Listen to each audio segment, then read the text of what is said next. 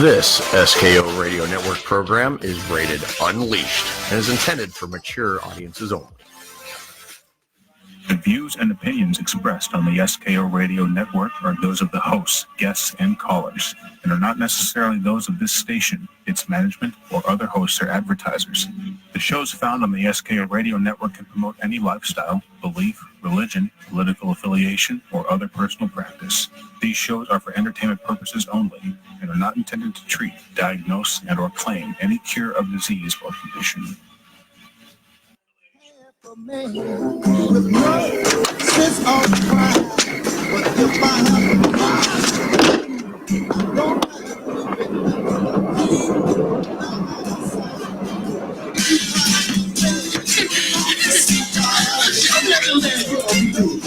Now, I done told you to stop running in here. Yes, ma'am. I'm gonna smack for you now. Yeah, them beds cost $3.98, baby. Yeah. But, see that chocolate cake I bought? You mean the chocolate cake that was on the counter over there? Yeah, where? Well, check Cousin Cecil's pockets. He probably got it in there with the turkey leg and the sweet potato pie, too. Yeah. Home.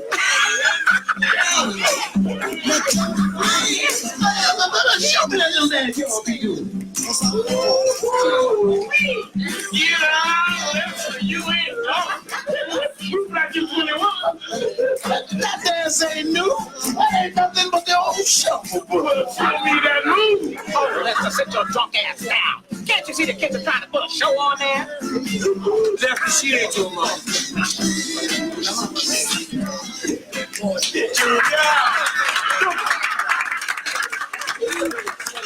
Vanessa, come on, Vanessa. Come on, baby, sing a song for Grandma. That's my niece.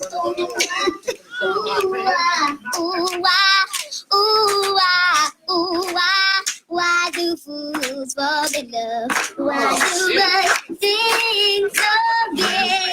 And the birds wait to break of day. Why do fall in love? Why?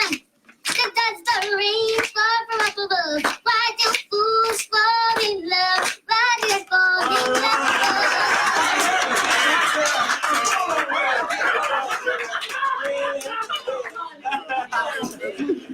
Mom, I got a joke. Shh. Little Eddie got a joke to tell.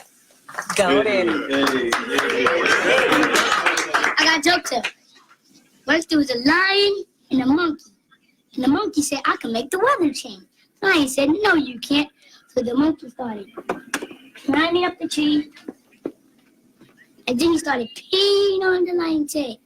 Now it's raining. Then he started farting. Now it's thunder.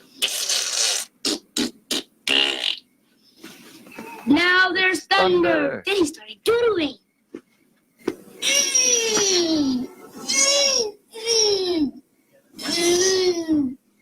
Yeah, that's how we need it right now.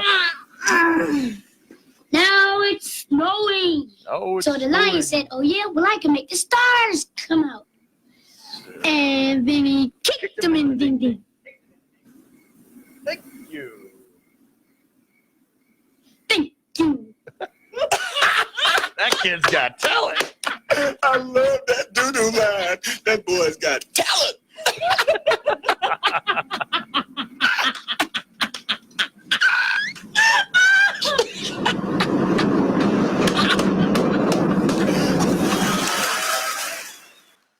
From the Debbie McCune Broadcasting Center at the SKO Radio Network, it's time for Some Kind of Radio Show, starring Earl McCune and the Crazy Crew. The phone lines are now open, so call or text to 234-200-5110. That number, once again, is 234-200-5110. Without any further ado, here's Earl and the Crazy Crew. Oh, that was a good one. There you go. Welcome to Some Kind of Radio Show here in the SKO Radio Network. Aaron the spleen. Well, let me introduce my panel tonight. Tonight I have the beautiful, lovely, and talented Aaron Kaback. Love you, babe. And the ever gorgeous, my fiance, Lori Hissner. Hey. And myself. Most handsome. You know why? You know what the thing about being handsome is, right? You know, there's truth to this. You know, I wouldn't know. I'm fugly. I got a face for radio. 3 people makes a threesome, right? Right. That's why there's only 3 of us here tonight. Now, Wait a minute. listen. A couple is a twosome, right? Yeah. Well, you know, that makes me handsome. Wah, wah, wah. Well, at least you're not a mouthful. But you don't ever have to use that hand anymore. I know. I don't. Well, go back to last week's show. Oh, it was Let's go that back was to bad. Let's talk about the Viagra. Now, That's fun because you said that we're just kicking half an hour. 2 hours later, you're texting me going, this shit won't come down. It won't come down. I'm like, the fuck you want me to do about it?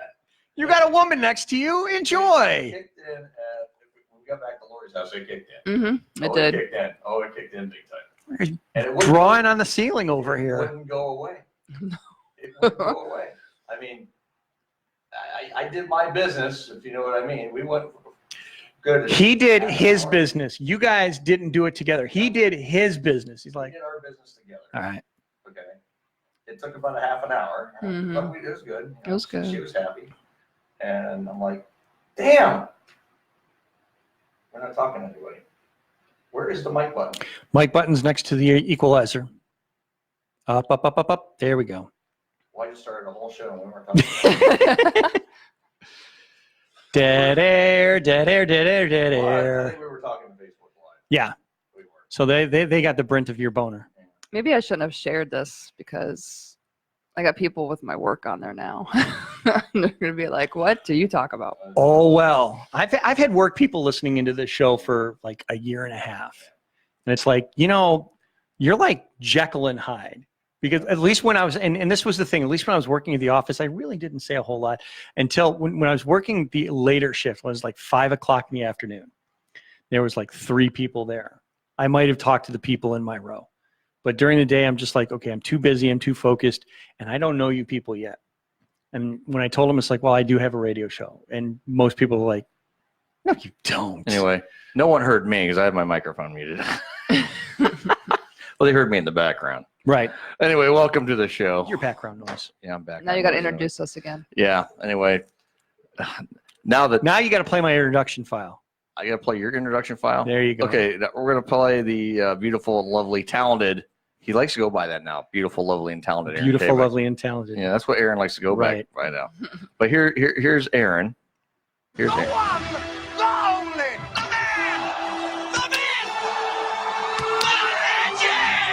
A knight, sire by knights, a goddamn American icon, the voice of the voiceless.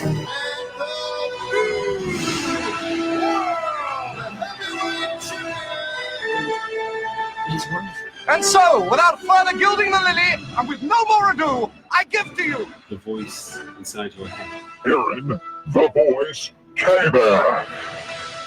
Anyway, I'm just thinking about it. I couldn't find the mic button. You know who's that's going to throw off Bob big time. What I wanted to do, and I can always put it back, what I Yeah. wanted to do is I wanted the equalizer to be up constantly. I Yeah. didn't want people to have to cycle back and forth between, Gotcha. you know, the ad tab and the EQ tab. So it's all there now. So it's all in one spot. But yes, the mic button is going to be right underneath. It threw me too. Yeah. Because when I came in this afternoon to put together the 2 shows that I had to put together this weekend, Yeah. I'm like, where the hell's the mic button? Oh yeah, there it is. Yeah. Anyway. We better take a picture of this and send it over to the staff page. Yeah, probably. Yeah, because Use your phone because I've only got 15% battery. All right, here we go. Lori. Let me take a picture of this. Can't help I because forgot mine it too. screwed me up. And thanks for the memo, by the way, Dick. Like I said, I didn't know it moved the talk button. I'm surprised I didn't get a nasty gram from Throwback Thursday. Yeah. Like, why did you move the talk button? Well, here's the fun part. Yeah. When I was jocking the board here between 6 and 8 this afternoon, I went to go look for the talk button. I couldn't find it. I went into the settings and it pushed to talk, and that didn't move it. And then I realized, oh yeah, push to talk means that when you want to talk, you have to hold the finger down on the talk button, Right. which right, kind of screws up the segues. And I'm like, oh, Right, that's not what I want to do at all. right. Anyway, you know, we have a staff page for our station for the folks here that when we have to share news or whatever, or something going on within the station, we post it on our private page, just for our staff. And in fact, I'm posting this photo right now. Here, if you want to give the description, that way, yep, I'll just keep talking. But anyway, I want to touch back on the Viagra thing for a minute. You didn't introduce me. And then there's eye candy. And there's the eye candy of the night. Is that my new nickname? No, my yeah, it is. My gave that to you like 3 weeks ago. My gorgeous, beautiful fiance, Miss Lori. Hi, everyone. And she's here, and she's happy because I got her candy. Now you got me chocolate nuts. I know, and you're happy. Very happy. Yeah, I got her because she's a big fan of peanut M&Ms now. So what I did is I got her these things from the Cheese Barn. And I saw these, I was like, oh, she'd love these. She'll eat this up. And I do. And she really, really, really loves it. So I'm really happy that she's enjoyed it. But I apologize for the first minute or so that we were talking on the air and no one heard a damn thing. And I apologize for that. But we're here. We're here live on Facebook Live. We're here live on the SKO Radio Network. And the ever-changing landscape of our streaming services. We'll talk more about that later as as the night moves forward. We are looking at making some more positive changes here as we grow our station. Yes. Oh, and I'll do it on break. Yeah, he'll do it. Aaron's gonna do it with himself on the break. And he does. It's gonna be scary. It's gonna be scary. That's why there's paper Listen, towels. chocolate nuts. You just need to settle yourself down. Okay. These are mine, only mine. And she was so excited for that. Yeah, ever since last week, she's keeping her hands above the table now. Yes. You're going to notice that. Yeah, because all I heard was, "Oh, stop!" I'm telling you. Yeah, that's all I heard, and then I saw shadows in the video. I'm like, I don't know, honey. I feel sorry for anybody else that has to sit in this position because I think it's still a little. What? Yeah, a little bit gamey underneath the table. Little gamey. Oh, little God. gamey. Little gamey. It's gamey. Oh, jeez. Like that's why I said, she has a hard time telling us apart from when we're in the dark. Eddie Murphy. Eddie Murphy Raw. Boy, I'll tell you what, that was one of my favorites. Great. We're gonna go through some great clips. Yeah, I picked out 7 of the funniest clips. You told me we were gonna be doing Raw, and I'm like, oh yeah, we got some great ones in there tonight. Some of the better ones. The Bill Cosby one there, the Richard Pryor. I would like to talk to you. Oh yeah, that's in there. That's about midway through the show tonight. The Filth and Flarn. Filth, Flarn. I tell you that show that movie taught us some new words. I never used filth and flarn in a sentence before. Yeah. Until I watched that. Yeah. Filth and flarn in the same sentence, and that Eddie Murphy originated that, by the way. So gave us wonderful new songs. You ain't got no ice cream. You on the welfare. You can't afford it. I think that was from Delirious. Really? Yeah. That was Delirious. Eddie Murphy. Yeah. Just let him believe it was Eddie Murphy. Yeah. It was Delirious. That was Delirious. Eddie Murphy's Delirious, I believe. Some of the other great ones is when he's talking about meeting, how he has to get with a woman from like Africa, and he's looking for a big chick with a bone. I want half, Eddie. Half. I want half. I want half, Eddie. Half. Or when he told jokes in San Francisco, and and they're all like looking at him like that. They're trying to look at him gay and not gay at the same time. Yeah. Then of course he's talking about Mr. T, the Jedi mind trick on Mr. T. I'm looking for the food. Told them lies about me. Maybe I didn't. Maybe I did. Maybe that's in there too. That's good. That's good stuff in there too. So we're gonna hear a lot of great comedy throughout this evening. So if you're sit back, relax, enjoy the. When we do go to break, we will play some of the finest moments from Eddie Murphy Raw. You're gonna really enjoy it. Some of the funniest stuff you ever want to hear. Great stuff. Great stuff. But anyway. Back to the Viagra. Okay. So anyway, I took the pill at about 9:45 last week. Okay. They say it takes about a half hour to kick in, and it lasts 4 hours. So by 2:00 in the morning, it should have wore off. Well, here's the funny thing: we didn't leave here because we were out talking. We were actually in the lobby talking to Mike until probably about 2 o'clock. Until about 1:30, 2 o'clock. Yeah, it was like 2. It was like 2. So we get back to Lori's about 2:45 in the morning, roughly. And we're like, we're tired. Let's just go to bed. Well, you know, one thing leads to another. And you start kissing and all that. And then, He said, look, she's up. it's like, yeah. Everything is awesome. Yeah. And, it worked. And then it wouldn't go away. But he did not let me do what we betted on. She wanted to stick her vibrator in my ass. Mm-hmm. And I said, no. Because I did not want him taking Viagra. Because, for one, they were not Viagra. They were cheap-ass pills. It's sildenafil. But see, the thing is it's not Viagra, but it's still sildenafil. Sildenafil. Thank you. Yeah. But they're bad for your health. But they're good for your heart, for your blood flow. Only to your penis. It's still the same ingredient. It's like saying I want to use Listerine, but I don't want to use mouthwash. It's the same fucking thing. I know, but when if you know, then you're making the wrong penis, then it's not good for you. As opposed to the unfucking penis, right? So I told him the one that's just used for show. If it does not work, but it worked. But it had to work within those 4 hours. Right. That was your caveat. It's still you want to hear a good penis story. Don't worry, I will get. You want to hear a good penis story? I don't, but go ahead. I'm all about the penis stories, Earl. Yeah, Dylan's probably wherever the hell he is. He's probably not listening. here. So he loves my penis story. She got creeped out by my penis the other night. Oh my god, it was freaking me out. He freaking moves it. And I'm what do you expect it to do? What? Just sit there and go, I'm ready? How are you doing? You made it throb? Oh, you throbbed it, right? I throbbed it. I did a little, made a little. I have never seen that ever. Little movements. You know, you flex your muscles there, and you throbbed it. You throbbed it. I throbbed it. I throbbed it. You and I know what we're talking about. Yeah. She's like, the fuck are you doing with it? Yeah, I was like, okay, stop. Okay. You're freaking me out. Here's the thing. That was making us go, come here. Yeah. Here's the thing. Okay. the first time a woman sees it throb, she's like, holy crap. It's like the first time you see I can't remember the guy's name. The guy that does the peck pops. Oh yeah. You see that and you're like, okay, those aren't supposed to do that. Right. Exactly. You That's have what it tits. was. You have tits that move. Stop. Mm-hmm. Okay. So first time a woman sees that, think about the first time you were with a squirter. Okay. Because I'll tell you. Look.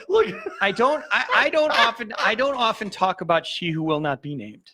There's a portion of my life I try to keep. She will not be named. I try to keep, well in the back of my head. But Gotcha. the one thing about her is that she was like the first and only real squirter I was ever with. And I'll tell you, I thought I was mission fucking accomplished. I'm doing it. Because there were things that we were doing where it's like all of a sudden, and she told me, she was like, I was afraid I was peeing on you. I'm like, nope. That was sexplosion. And you are welcome. Yes. That's the thing. It's kind of creepy the first time you see it. It's like, okay, that's not supposed to come out like that, but it did. Wow. It's kind of like that. No, I was creeped out. His hands were clear back behind his neck. Yep. And it's freaking moving on its own. I'm like, what the hell? You were throbbing it. Exactly. I have never seen a guy do that in my life. Well, now you have. Now you have. You're my first. Well, let's not give him that kind of ego. Holy shit. He already owns the fucking place. You're gonna make him own the world. I was his first, so and he was my first. First what? Squirter. Yes. You were my first squirter. Yes. I hope the guy people at work aren't listening. You have to. Oh well. Hi kids. Remember tonight, free balloons for the kids. Yeah. Kids, these are adult women. Yeah. And you told Katie to listen in tonight. Good job, Mom. Good job, Mom. You want her to come up here. Oh, that would be even more embarrassing. Yeah. Anyway, I could just picture it now. So, what do you mean by squirter? So anyway, do we got barbecue sauce for tonight for your titties? No. I've got the little packets from Barbie's. Oh, there you go, Arby's sauce. I don't know where the girls came up with that. It's the thing. It's a meme online. Something. They first said that. I'm like, what? I know we're talking about that one on the 4th of July, right? We're sitting in the car. We just got done eating ice cream. Right. And all of a sudden, barbecue sauce on my titties. Like, and both girls are saying it. Like, It caught us off guard. We're like, what the fuck are you talking saying? about? What the hell are you talking about? What are you girls discussing here? They just Barbecue giggle sauce? and laugh. They- their ass I'm like, oh, Jesus freaking Christ. Here we go. And it's still kind of a running joke with them. Barbecue sauce on your titties. Barbecue sauce on your titties. Barbecue sauce on my titties. Okay, I'm They done. just run around, just arbitrarily barking out barbecue. Pretty sauce much, on yes. titties. Yeah, that's pretty much what they do. And then they were like in the car. I think they had the windows down, yelling out the window. Yeah.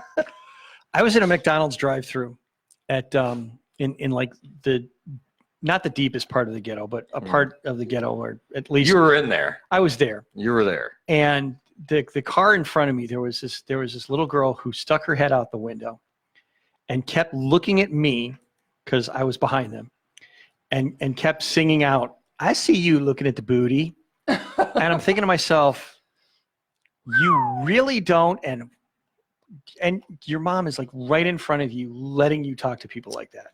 Wow. Outstanding. But then again, I realized I was in like Green and Harvard. I'm like, yeah. Oh, I don't care. Yeah. Lori, and Lori's getting text right now. You live on yet? From Yes. Katie. And we're talking about We're talking about barbecue sauce on your titties. Yep. So there was a story that I wanted to share. Yes. Before we run off the break. And Yeah, we got 8 minutes. We probably could have gone a whole segment with this. We may We may roll into the next one if it's We may good. even Never bleed it send over. it back. So the Ohio Medical Board, Okay. the one that decided after we all said, yes, we want medical marijuana, Mm-hmm. said, okay, well, we will authorize medical marijuana for these conditions. And they listed, like, I think it was like 18 separate conditions. Sure. They're starting to broaden that. Okay. They are doing research on adding 2 more specific conditions. Okay. Anxiety and ASD. Mm. And I thought to myself, this is the first thought, because, you know, as you delve more into it, you think ASD, it kind of makes sense. Mm-hmm. I mean, one thing you really want to do for, you know, kids as well as adults is make the meltdown stop. Mm-hmm. You know, my daughter, Mm-hmm. whom I love with everything, Right. laughs at nothing already. Right. And you want me to get her stoned? I mean, there was last night. My wife went to help a friend. I got a friend who's going to be running a library in Roswell, New Mexico. Go ahead, have fun with that. So she was helping. My wife went out to help her pack. So I have Bella all by myself at home. I'm trying to work, Right. or at least I'm in my office, Mhm. pretending to work. Okay. And throughout a good portion of an hour, I just hear these giggling at nothing. I mean, she's just looking at her plastic guitar and laughing at it Great. because it's the funniest thing to her. And I just finished reading this story and I'm thinking, yeah, let me put some weed in that. Mm-hmm. Sure. But on the upside, Mm-hmm.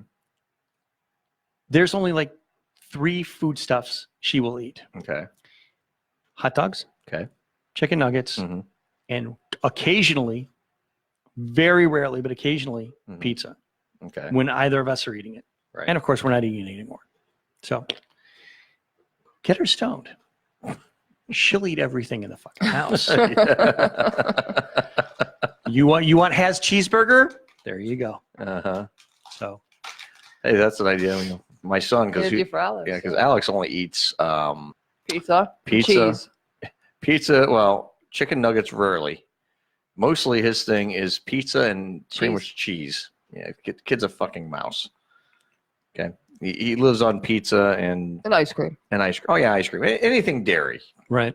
Kid lives on dairy. Anything dairy wise, he's all over it. So like, yeah. And I was like, dude, you want to have a bite of it? You want a hamburger? No, I ain't touching that. Come on, man. You know, try some new stuff. And that's why we're going to add ASD to the medical marijuana list. Mhm.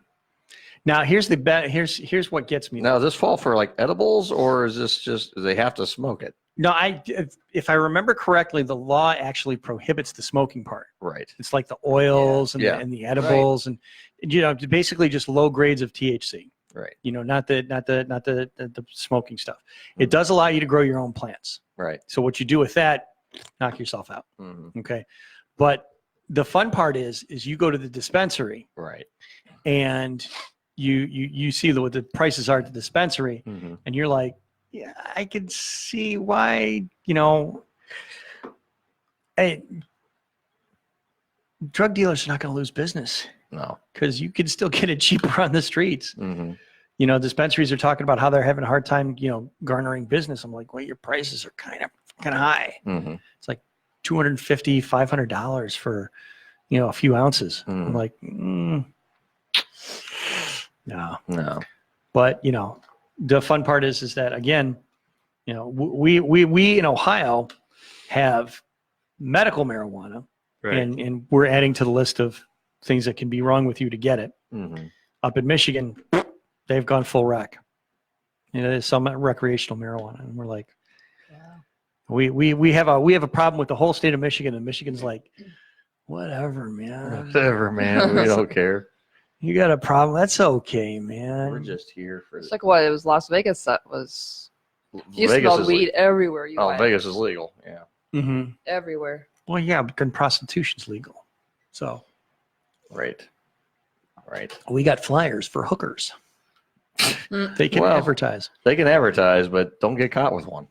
I heard someone say, I can't remember where I heard this, but someone had said you could tell that a hooker is a cop in Vegas if she has all her teeth. That's probably true. Mm-hmm. That's probably true. I don't know. I didn't really get to see the hookers very closely because I wasn't going looking for hookers. I've never been to Vegas, so I don't have a frame of reference. Let's just put it this way: Vegas, you see some of the craziest shit you'll ever see in your life. A lot of homeless. You see a lot. There's a lot of homeless in Vegas. Yeah. Well, I got to figure there's the myriad of people that will go there thinking, okay, this is my big break. I'm going to take, you know, a ton of money. I'm going to put it on the tables. I'm going to come home rich. And they end up gambling their return ticket. And that's how people end up living in Vegas. Mm-hmm. It's like, well, I'm stuck here now. Yeah, there's just a lot of people there. I mean, we were sitting there eating White Castle. They have a White Castle on Fremont Street there. Mm-hmm. And we're sitting there eating White Castle. And then we were watching this dude go through the trash can outside of White Castle our last day there. And we're like, oh, it was sad. It was sad very to watch. sad. And there's a lot of, I mean, especially that Fremont Street. That's the old downtown. You leave that Fremont Street area, it is like, it's awful. I wouldn't. We hate it. We walked around the block just for the hell of it, just to see what was out there. We were. I mean, this was during the day, and we were ready to get back to where there's people because it was scary just during the day. And I had three people. I had three guys. There was one guy. Hey man, can I get some money? No, I don't carry cash. You know, especially out there, I didn't carry a lot of cash. Right. Yeah. You kind of don't want to. You don't want to carry cash. It's like I don't carry cash, but I've got all these chips. Yeah. And even then, I don't even. I mean, I don't. I mean, I carried a little bit of cash, but but that was enough for stuff I needed to do. You know, like we wanted to eat or something. You know, but I was like, I don't have any money, man. I felt bad. Like, no, I don't have any cash on me. And I did a little bit of cash on me, but I'm like, you don't know. I mean.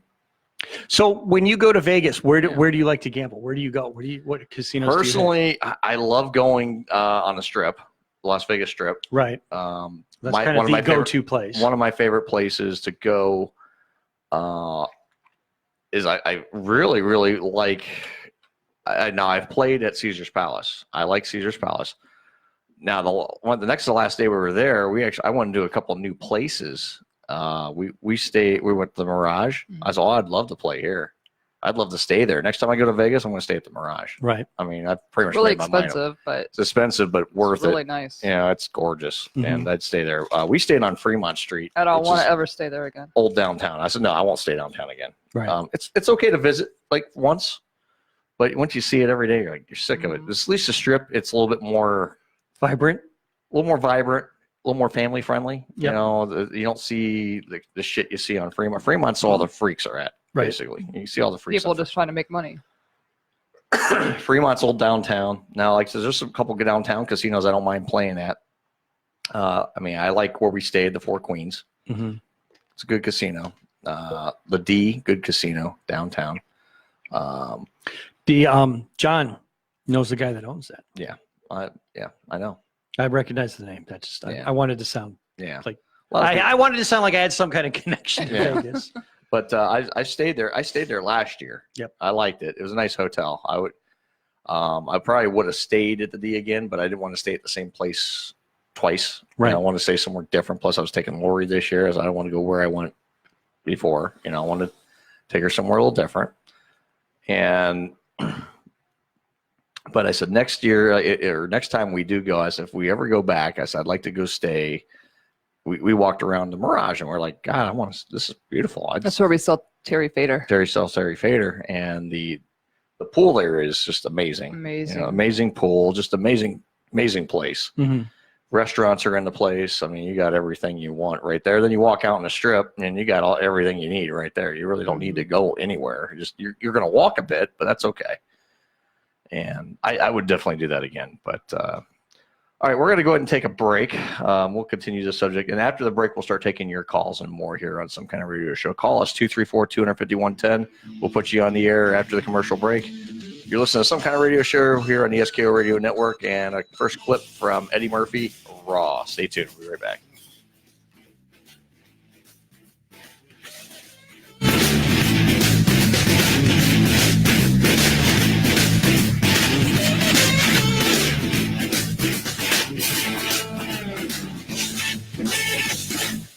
Alexa, play SKO Radio Network on TuneIn. SKO Radio Network from Aaron's TuneIn. Sweet! If Alexa can do it, you can do it too. Just ask Alexa to play the SKO Radio Network on the TuneIn app and listen anytime, day or night. Well, hello there, this is Hilljack Bob, and you're listening to Some Kind of Radio Show here exclusively on the SKO Radio Network, and we still have 110% itchy balls. Okay, now let me hear the women clap that have men that are loyal to them. Truthfully.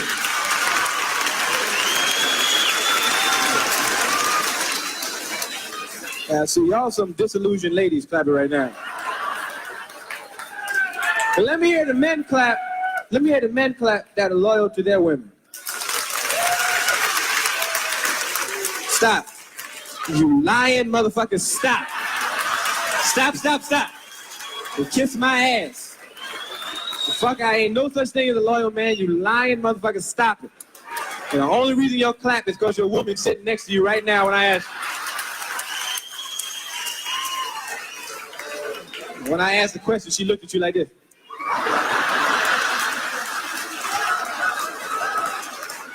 You gonna put your hands together? You better stomp your feet and light a match for this pussy, goddammit. Stand up and clap. Stand your ass up and clap. She's number one.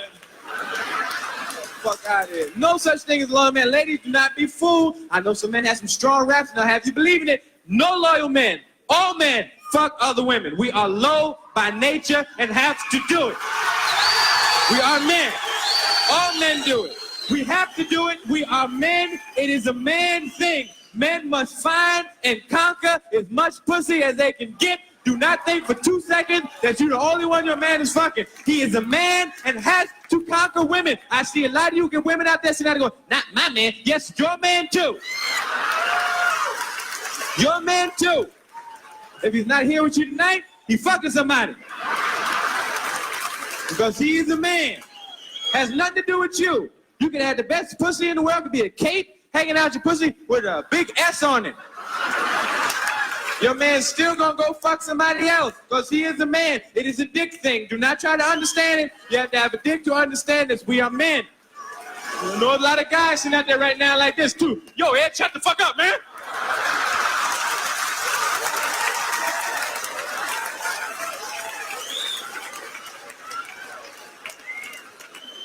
I ain't spent all my money for this, motherfucker. Because you're going to be driving home tonight with your wife in the car like this. You don't really be fooling around like Eddie Murphy said, do you?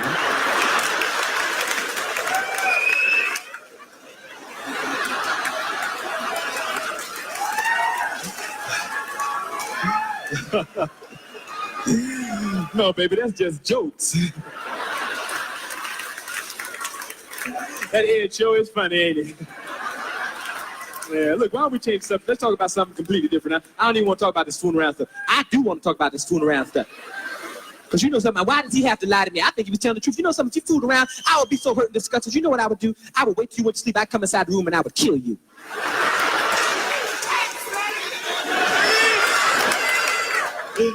Oh, yeah, that Ed show is funny. Well, I ain't got to worry about getting killed because much as I love you, I wouldn't fool around. Why don't we change this up and talk about something different? Let's talk about the Richard Pryor. I don't want to talk about the Richard Pryor. I want to talk about this fooling around shit. Because if you fooled around, I would be so hurt. You know what I would do?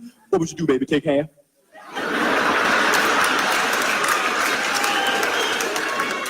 No, I'd wait till you went to sleep and I'd come inside the room and cut your dick off.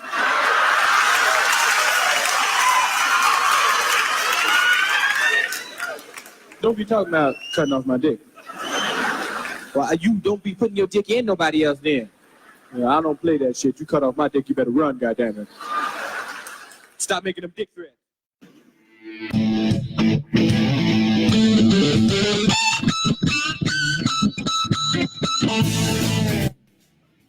All right, we're back on Some Kind of Radio Show. We are going to be taking your calls now. Phone lines are open 234-250-110. 7 common friends. That would make sense. Just like, and we're going to put you right in. You're like old enough to be your grandfather. Settle down.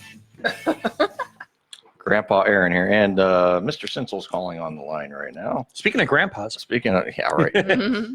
Back in my day. No, that's Father John here. Father John. Hello, Father John. Speaking to the phone, Father John. Hello. There he John. is. John. What's up, John? You're talking to the Yes, pointy I end. couldn't hear you guys. Hi, buddy. Can you hear us now? Turn up your hearing aid. Turn up your hearing aid. What's going on in the That'll be Harold's problem, not mine. What's going on in the lovely world of John Sinsel in West Virginia? Ding, ding, ding, ding, ding, ding, ding. To be honest with you, not a whole hell of a lot. Well, that's exciting. Okay, moving on. You're my sister. You're my sister. Actually, it was enjoyable here in Morgantown. The kids are gone for summer. Yeah. So we can actually get around town now in less than 20 minutes. Yay. Mm-hmm. And then go into restaurants without having to wait 2 hours. Hey, that's a good thing. Right. But we're just waiting for football season to start around here. Personally, I've been just trying to take care of myself and hopefully lose some more weight as we keep going here. Yeah. You know? How are you feeling though? How are you feeling overall? Overall, I feel pretty good. I feel pretty good. I feel a lot better. I've lost about 20 pounds already. Well, that's good. Good job. That's good. That is water, but really good. That's you feel really kind good. of fishy. How are you doing it, John? How are you coming about this weight loss? I'll be totally honest with you. I've been eating a lot less food, Mhm. and I've been eating a lot less calories. Okay. Okay, so it's seafood. just so it's just portion control. Portion control. A lot of seafood. Portion control. Staying away from alcohol, of course. I can't Yeah. have that. Right. On So the I've been trying to drink like a lot more water Mhm. instead of like a soda of some sort. Now, not to interrupt you real quick, but I just took another call. Voice from the past, Mr. Josh Hinkle's on the phone with us. Hey, Josh. Hey, everybody. What's going on, Big Josh? How you doing, bud? Who is that guy? That is Mr. Hinkle. Yes. I don't know him. In the words of my late father, he always said, when you call me Mister, it makes me feel old. Okay, I'm sorry, Miss Hinkle. I love you. Now, did you say Finkel or Hinkle? Hinkle. Okay. Josh. Hinkle. I'm sorry. I thought you said. Josh is one of he's been a listener of this show since the beginning. I thought you said Finkel, and all I can think of is Laces Out, Dan. No. Josh Hinkle. He's been a nobody caller. picked up on He's that. been, yeah, I know. I got You just fuck you, Aaron. But anyway, Josh has been, he's been listening to this show since like the early days of the show. Right. Before Podcast days. But he listened and called in during the podcast days. Yep. And Yep. yeah, he was part of that whole era. So he knows the podcast days, and There you go. he called in our beginnings of internet radio and all that. And So, Josh, you're going to join us in 2 weeks for Earl's big finale. You damn right. Outstanding. and I'm gonna add in the comedy killer. He's calling in now from Slacker. Slacking. Slacker. Yeah, Tony, what's going on? Drinking black. Not too much. It's weird being on this end of the phone. Yeah, Well, you look better from here. I'm looking at your empty chair over here. You were supposed to be in here tonight, there, Mr. Man. He is here. He's like, no. Yeah. No, I'm on break. Yeah, yeah. Thank you for telling me like 5 minutes ago. I appreciate it. I can breathe heavy. I'm feeling kind of a way about it. I've known it. I've known it all along. I could breathe heavy. I could give him a little bit of a ration here because you're just having too much fun. I am. You're just having fun. I brought you a giant bucket of chicken, Tony. What the hell? Giant bucket of chicken. Giant bucket of chicken for me and Tony, and you chinched out on us. Now I got to eat all this chicken by myself, and think that Tony's not here for the chicken. Aaron's gonna suck on the bones here. He's gonna give a live demonstration of sucking on the bone. I'm telling you, got to suck on bones, and you're out there rocking rivers, man. You dirty animal. Actually, I'm in Kent. Oh, you're in Kent. I'm in Kent. So you're dodging squirrels. Aaron, would you like me to breathe heavy to make you feel like I he's here? really wouldn't, because you keep reaching under this chair, and it's kind of making me feel. My hands have been on the table this whole time. Says you. Hey, Tony, we got a long time caller on the phone with us. Josh Hinkle's on the phone with us.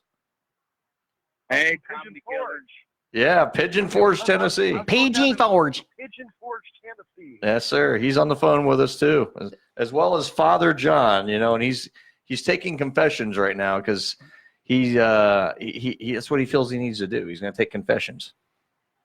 Bless me, Father, for I have sinned. His name was Luca. He lived on the second floor. He lived upstairs from you. Yes, I think he's seen you before. Is this Josh coming to our wedding?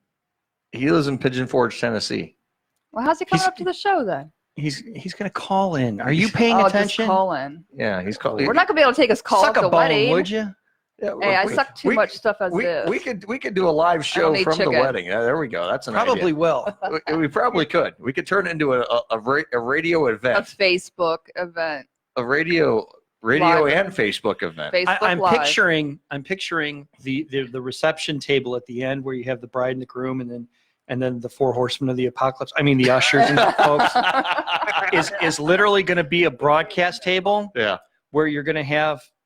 And I'm certainly not telling you who to pick for your best man and your ushers and everything. They're already picked. But yeah, I know, and I wasn't on that list. Shame on you, honey. I'm telling you, you're going to have, Dylan and Mike and myself and, whatever cavalcade of slut women you bring. Slut women. They are not sluts. I'm not a slut, so they're not sluts. Sure. You keep believing that lie. You go right ahead. I am not. And we're really just going to have. We're going to have the broadcast set up so we can go out on the air, but Honey. everybody's going to have mics in front of them, and we're going to have the big ass monitors on the side. So it's just going to be one big fucking some kind of radio show going out live as some kind of radio show, the reception. There we go. We should Facebook Live the ceremony. That'd be pretty cool. Yeah, we could do that. We could totally do that. But we could do a radio show. Yeah, we could do a whole radio show. And see, Aaron can call the play-by-play. Yeah. in Jewish in Orthodox Jewish tradition, yeah, as soon as the actual marriage ceremony is over, yeah, the rabbi takes the betrothed couple to a private area and witnesses the consummation. No. Now, aren't you grateful that I'm the Jew in the room and not you? Yeah. Yeah, we're all grateful for that. Yeah. Aaron's gonna go consummate his own self. I've been consummating myself for years. I'm already married. I know. I'm sure you would like to watch, but no. I've heard the stories. I feel like I've already been there. I heard the boner story from last week. I feel like I've been a part of it, and I didn't want to be. Boner, squirter, what else? Multi-organ. Here we go. She's adding to it. I am so good. I have Earl. I kind of knew that I orgasming now. I kind of knew that I crossed that line into being a part of your relationship I didn't want to be in. When you actually, yeah, thanks. We're listening twice. When when I was introduced to the fact that you hold it for him when he pees. Oh, I do. She tried. I did. Yeah. And then because of it, you can't hit a bowl that's basically the size Oh, of a bowl. I missed everything. I think it'd be fun to just sit there and hold something while you pee. Hold yourself then. I can't. I'll pee on my hand. Well, then you'll learn your lesson the hard way. I don't have anything long to hold that I won't pee on my hand. You have the vibrator you wanted to stick up his ass. Play with that for a while. You'll get it tonight, babe. Just to let you know. I'm in trouble now. Oh boy. I'll Facebook it. Oh, she's got Facebook it. Well, there goes your Facebook channel. Somehow I have a feeling she's going to be in FB jail. I'll be in. You'll be in Facebook jail. prison. You'll be in Facebook jail for that. Winning.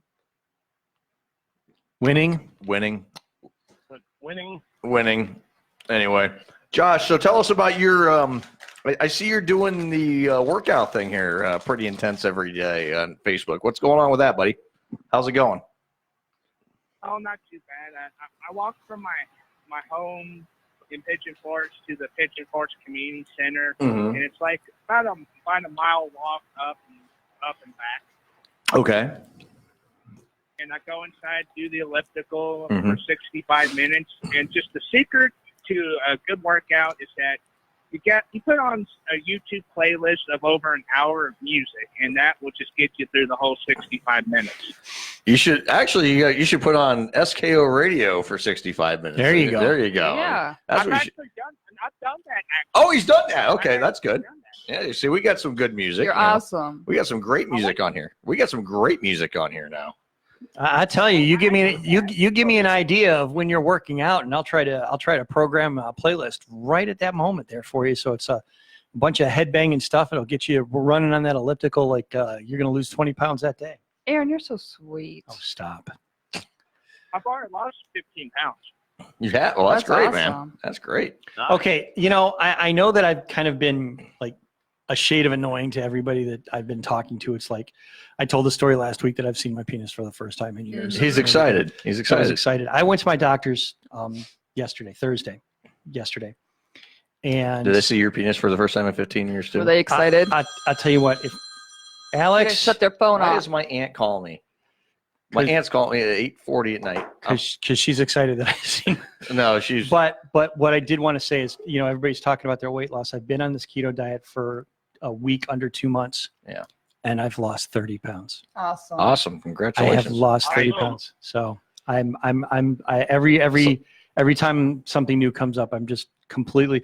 Everybody, my doctor was telling me that he's kind of jealous that I'm finding motivation where he couldn't. Right. And I'm like, dude, I lost 30 pounds in 2 months. The fuck? There's there's my motivation right there. If I can do that, I can keep going. Right. I haven't touched a lick of bread in I took my wife out for her birthday / our anniversary because they are literally days apart. Mm. And we had rolls. We went to Texas Roadhouse. Yeah. And they had those rolls with the cinnamon butter. Oh, I love them rolls. Love them. So that was the last piece. I love That was the last bread that I've had. Yeah. I have been completely, You've been bread free. I'm telling you, I haven't gone to Chick-fil-A, and they're opening a brand new Chick-fil-A. They're going to build a new Chick-fil-A in Brunswick, right next to where I grocery shop. Yeah. Fuck you. They've got a brand new. You can take the bread off the sandwich and eat but the chicken is still breaded. I thought they had. Well, your unbreaded chicken too. tonight. That's chicken. No, this chicken is grilled. Oh, that grill. This is grilled chicken. Oh, you got the grilled chicken. I got I the thought they grilled had chicken. grilled chicken too. But don't Chick-fil-A have They a grilled do, chicken? but- because- Yes, but you don't go to Chick-fil-A for the grilled chicken. It's like going to McDonald's for a salad. But at least they have it. You don't go to KFC. That's for like that's like asking you The for a hand damn- job. Anyway, the damn Kentucky stop Fried playing- Chicken is stop the playing with my best bucket. fried chicken. Anyway, they're opening. What? Aaron, I had something that you probably might want to try. Would be have you heard that KFC came out with that chicken sandwich with Cheetos and Cheeto sauce on it? I saw I had that. That is also breaded. I saw that at it was on the menu board there. I looked at that, and first of all, I'm not a big fan of Cheetos because even when I was stoned, I still ate Doritos. Cheetos still look like rat shit if you're looking at it the wrong way. But Yeah, I that- agree with that. Tony was the one who was telling me they're starting to open Tim Hortons down here now. Yep. I'm going to Toledo next week. I'm going to be surrounded by Tim Hortons and Berry Bagels There's and a all this shit. The Tim all the shit Hortons that- I saw it on Canton Road in Ellet? Ellet. Yep. Yeah, we did. Tim So I was like, Bits. what is that? That's what I'm talking. Timbits. Timbits made me the diabetic I am today. I'm telling you. I'm officially off insulin. Yeah. He said, if my numbers keep going the way they are, I'm going to be off glimepiride and just on metformin. My diabetes is going away. I mean, I'm still going to be diabetic, but I mean, right. I'm, That is bad. that's the thing. The thing But is, it's very well controlled at it's that point. ridiculously controlled because Yeah. I'm just, I'm only eating 25 grams of carbs a day, and it's hard to do when, when 90% of your diet is bread, pizza, sandwiches, Yeah. burgers, hot dogs, Right. fries, potatoes of any kind. The big breakfasts that I used to love, the big breakfasts they used to review on all my other shows, taters and toast. Now it's like, okay, I still go to Goldie's. Yeah. And they hooked me up because I said, give me an omelet, leave off the taters and toast, just give me extra bacon. Meat. Oh my God, do I kill some meat? Yeah. I murder some meat. Tony, heel. It's the era that surprises me being Jewish that you eat bacon. Well, I'm limited in choices because of this now. But I've always, I kept kosher until I was about 17 because I went to a kosher summer camp for 7 years. And, it was, I tried to keep kosher as best I can because in my household, my parents, my father wasn't really, up on the whole idea. Now, it's really hard to try to separate when no one else wants to. It's really hard to try to. The other thing, growing up in my house was that everybody else was on Weight Watchers when I wasn't because I was 110 pounds soaking wet and everybody else was on a diet. So they'd bring out their measuring cups and their scales and everything else. And, everything was this many points and that many points. And I've already finished a turkey sandwich before anybody else, got finished measuring things. But to this point, yeah, I mean, they know me at the deli counter by first name at this point because that is deli meat has been my breakfast, lunch, dinner, and snack because I will, I'll pull deli meat out of the bag, put it in a plate, and just snack on that because there's so much, no more crackers, no more cookies, all sorts of stuff that I don't have an opportunity to really enjoy anymore. But I do celery. Green beans, there's a lot of stuff that I can could still enjoy. I just have to enjoy more of that because I'm substituting, all the grain stuff, all the sugary stuff. I don't do sodas anymore. Yeah. I thought substituting sugary sodas for diet sodas was a good idea. We have one of those, the push button machine that you can do your own diet soda at home. The carbonation. Go ahead, Tony. I'm trying to remember the name of it. SodaStream. Thank you, SodaStream. Because despite the fact that my wife and I are both doing this diet, she's got some things that she just doesn't want to give up, and the diet soda is one of them. Every time I think, let me have a diet soda, my teeth remind me, fucker, don't do this. So even the diet sodas, I'm loving the water. I don't know how she fell into this deal, but we got like 8 cases of water for almost free. So 2 of them are in the studio now, and I've been sucking down water like it's nobody's business. The one thing that I do, and my sister warned me. My sister's a registered nurse, and she's been on the keto diet for like 3 years. The one thing that she did warn me about it, and I took her heed to it. I am ridiculously irregular. And there have been times I've even told my boss about this. If you see that I'm taking extended break times, like hey, I turned my phone off and it's been off for a while. Yeah, that was a keto day because I'll have to sit and hurt myself. And even though we're on this show, I don't want to get too descriptive, but I'm sure everybody knows what I'm talking about. It's I've been making milkshakes without the ice cream. But we got this one guy, one dumbass I work with. He lives on Diet Mountain Dew. Right. That is all he drinks, morning, noon, and night. Right. He'll come in and he buys like the 6-pack. What are they? The 24-ounce bottles. Right. and he'll have one before he comes into work. Mhm. We started on another one while he's at work. Mhm. And they told everybody, with the extreme heat now, nobody is to be drinking pop or any like heavily caffeinated beverages Right. during this extreme heat, because even I told him, dude, you're going to be pissing blood. He's like, this has got water in it. See, it's on the ingredient label. I'm like, but with how much extra caffeine that stuff's got in it, dude, you need to be drinking some Powerade, Gatorade, heavy water. And he was like, no. He's like, I'll be fine. And I said, when you get dehydrated and you keel over, guess what? You know, when they find out that you're dehydrated, we're just going to tell you, screw you for your workers' comp. Right. And because you've already been forewarned. You should point him in the direction of the purple water I keep bringing to the studio. Yeah. Well, see, I've been trying to. Right. He only likes Diet Dew. Now, today's my cheat day, you know, because I've been doing good as far as all my food. Right. No ice cream, no sweets, no garbage, no nothing. Right. I've had one thing thus far today, beverage-wise, because, I mean, I have an iced tea sitting in my cup holder. Right. But I just went into Sheets and got something to eat.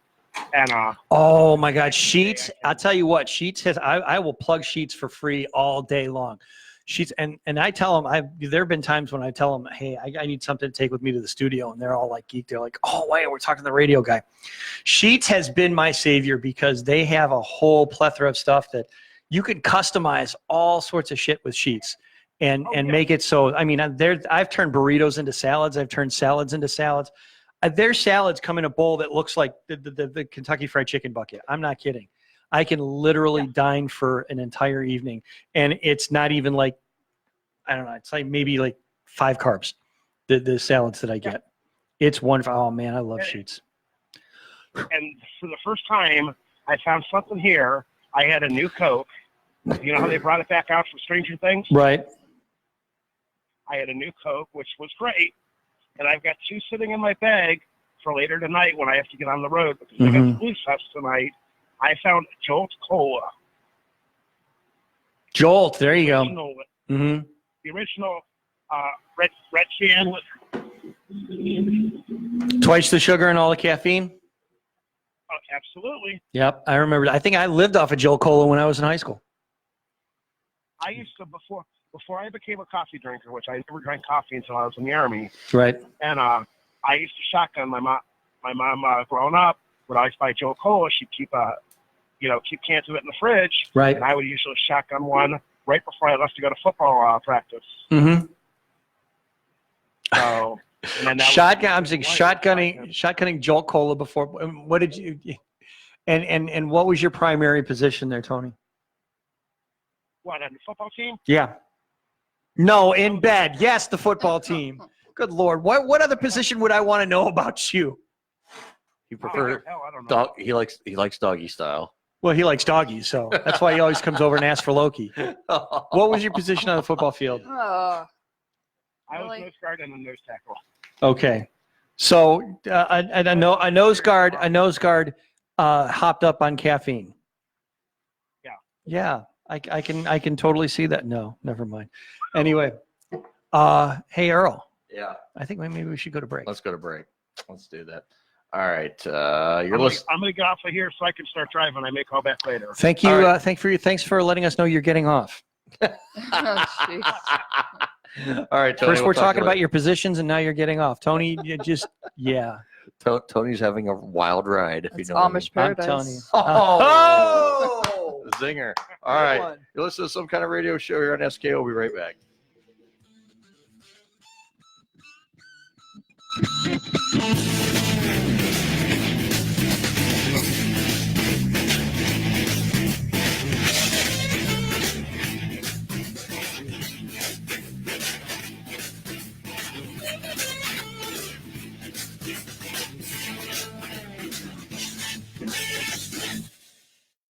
Join us on Sunday mornings from 11 a.m. to 2 p.m.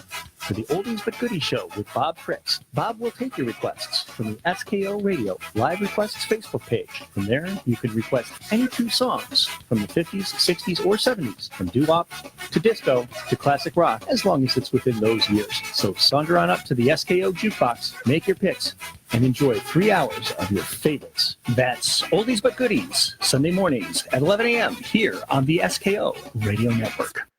Hello there, this is Hilljack Bob, and you're listening to Some Kind of Radio Show here exclusively on the SKO Radio Network, and we still have 110% itchy balls.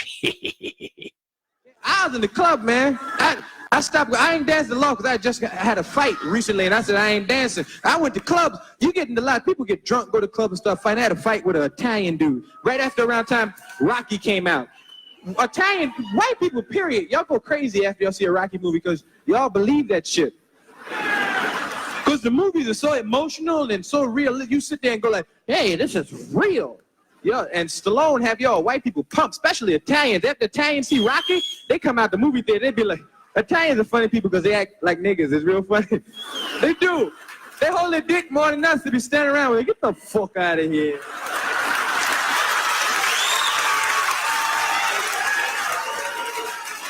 It's right here, all right?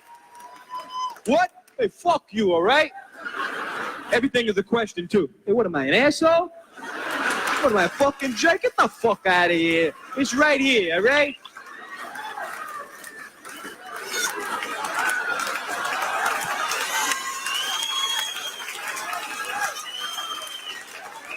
After they see Rocky, they come out the theater charged. They be like, all right, Rocco! All right, Sly!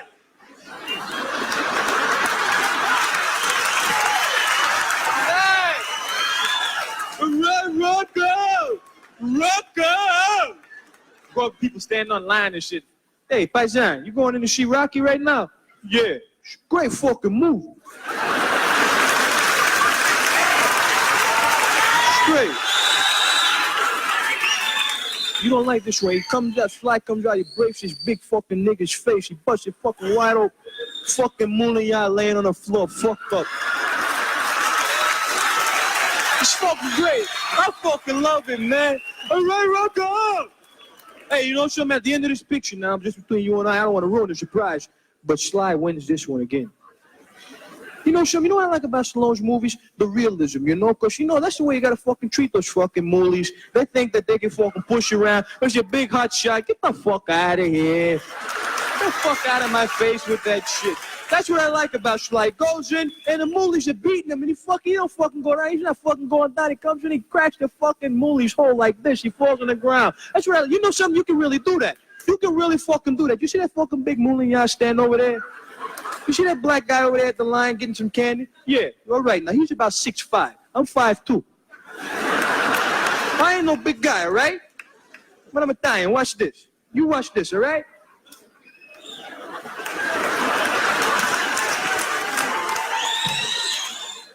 Hey, excuse me, brother.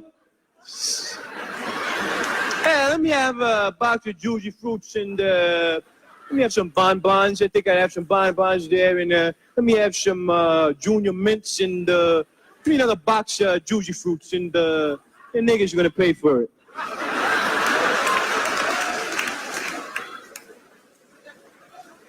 Excuse me?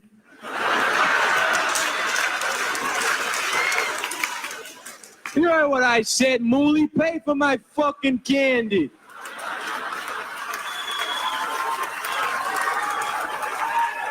Or I'll kick your ass. Oh, you just saw Rocky. Look, little Italian white man. I enjoy Sylvester Stallone's movies too, but I'm waiting to get some candy. I'm gonna go see a movie with me. So why don't you just go hop in your IROC Z28 and take your ass home? I'll kick your fucking ass. Then they hear that Rocky music. Hour later, he's not gonna make it. The big nigger named Abdullah's hand wrapped around his throat. And a box of juicy fruits rammed up his ass. He's not gonna make it.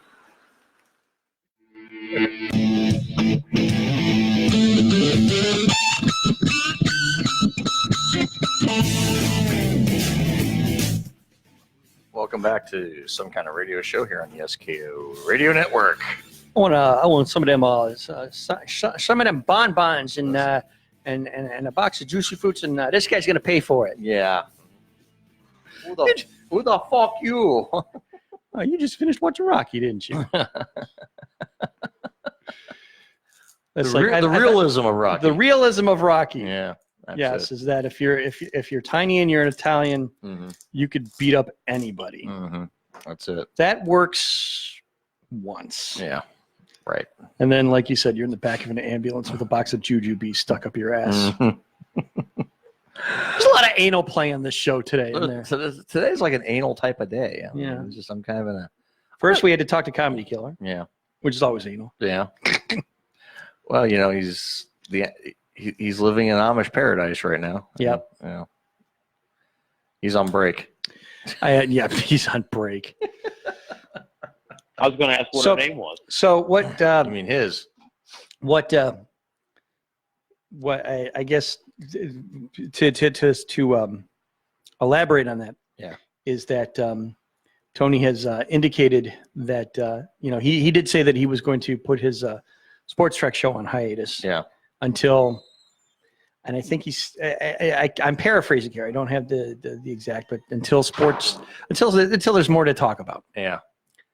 And I have my own thing about that. Of course, we still have the Cinderblock Sports Show on Saturday mornings. Tomorrow morning's show will be Best of Cinderblock. It was supposed to be last week, but technical difficulties being what they are. Yeah. John will be actually in Rochester, doing his New York things, doing his upstate thing. So we're going to have the Best of Cinderblock tomorrow morning. Yeah. And then we're going to be back live next Saturday. There's always something to talk about in sports, one thing or another. But we give Tony his break, and then he says, I'm going to take a break from some kind of radio show, and I'm like, you know what? All right, you just can't handle the multitude of crap I give you.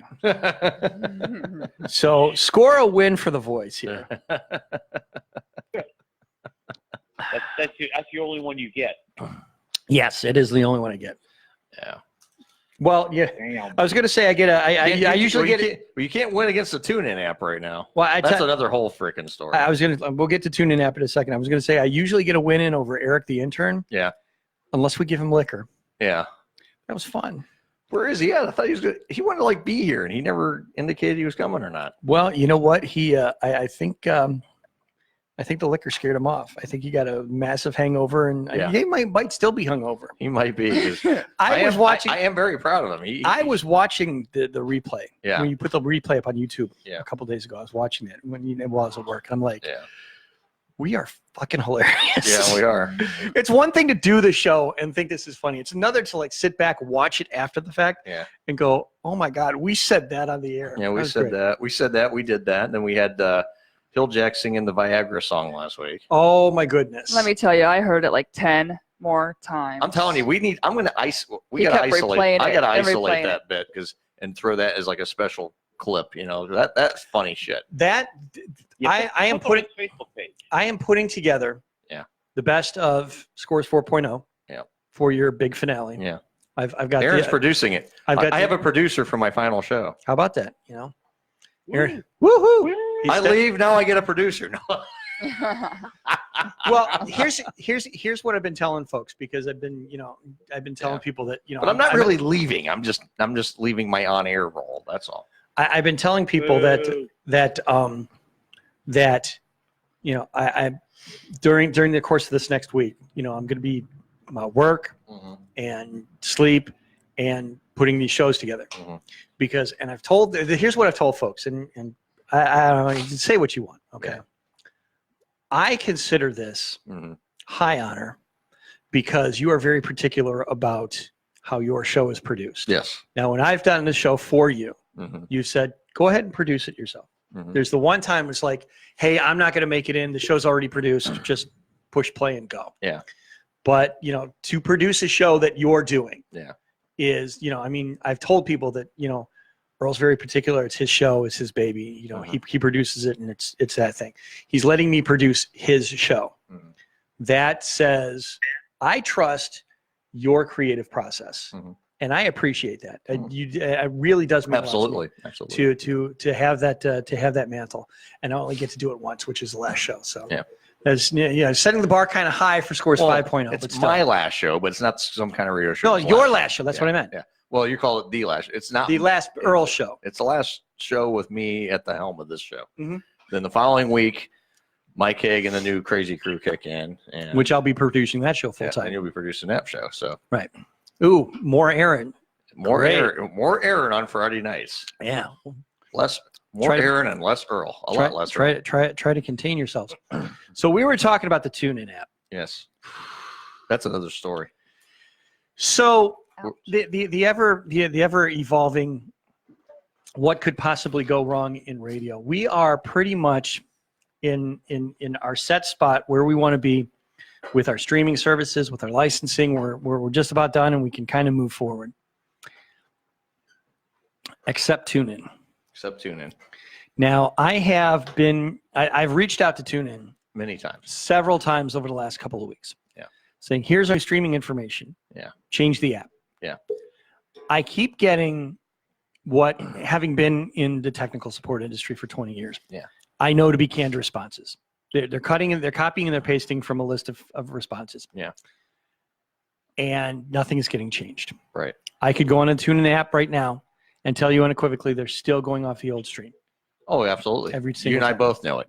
Now, listeners, you may not notice it right now. SKO actually is running 2 separate streams. Okay. There's one for TuneIn and there was one for everybody else because we managed to get Roku to go to the correct stream. Simple Radio is going to the correct stream. Live 365 is providing us the stream. Yeah. So we know that is correct. Yeah. And I was supposed to test this over the break, and I forgot. All right. But text the next. We got another break coming up. And we keep talking. We keep gabbing over and over again. Coming soon, very, very soon, like within hours, hopefully, you will be able to tell Alexa to just simply play the SKO Radio Network. We have our own SKO Radio skill. Now, I just figured out why when I was testing it before it wasn't working. Yeah. You have to go into the Alexa app on your phone, like I'm doing right now. I go into the little menu up above, and then I go into Skills and Games, and then I'm going to search. I'm going to search SKO, and then I'm just going to hit enter, and it didn't come up yet. So, doing it live on the air.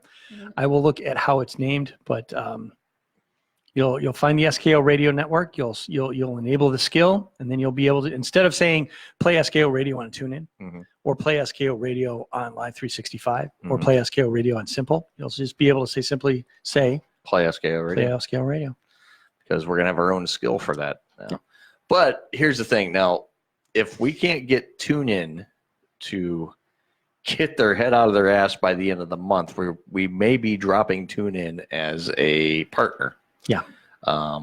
Because right now what we're doing, SKO is paying for 2 separate streams right now. I should say, we are streaming 2 different sources.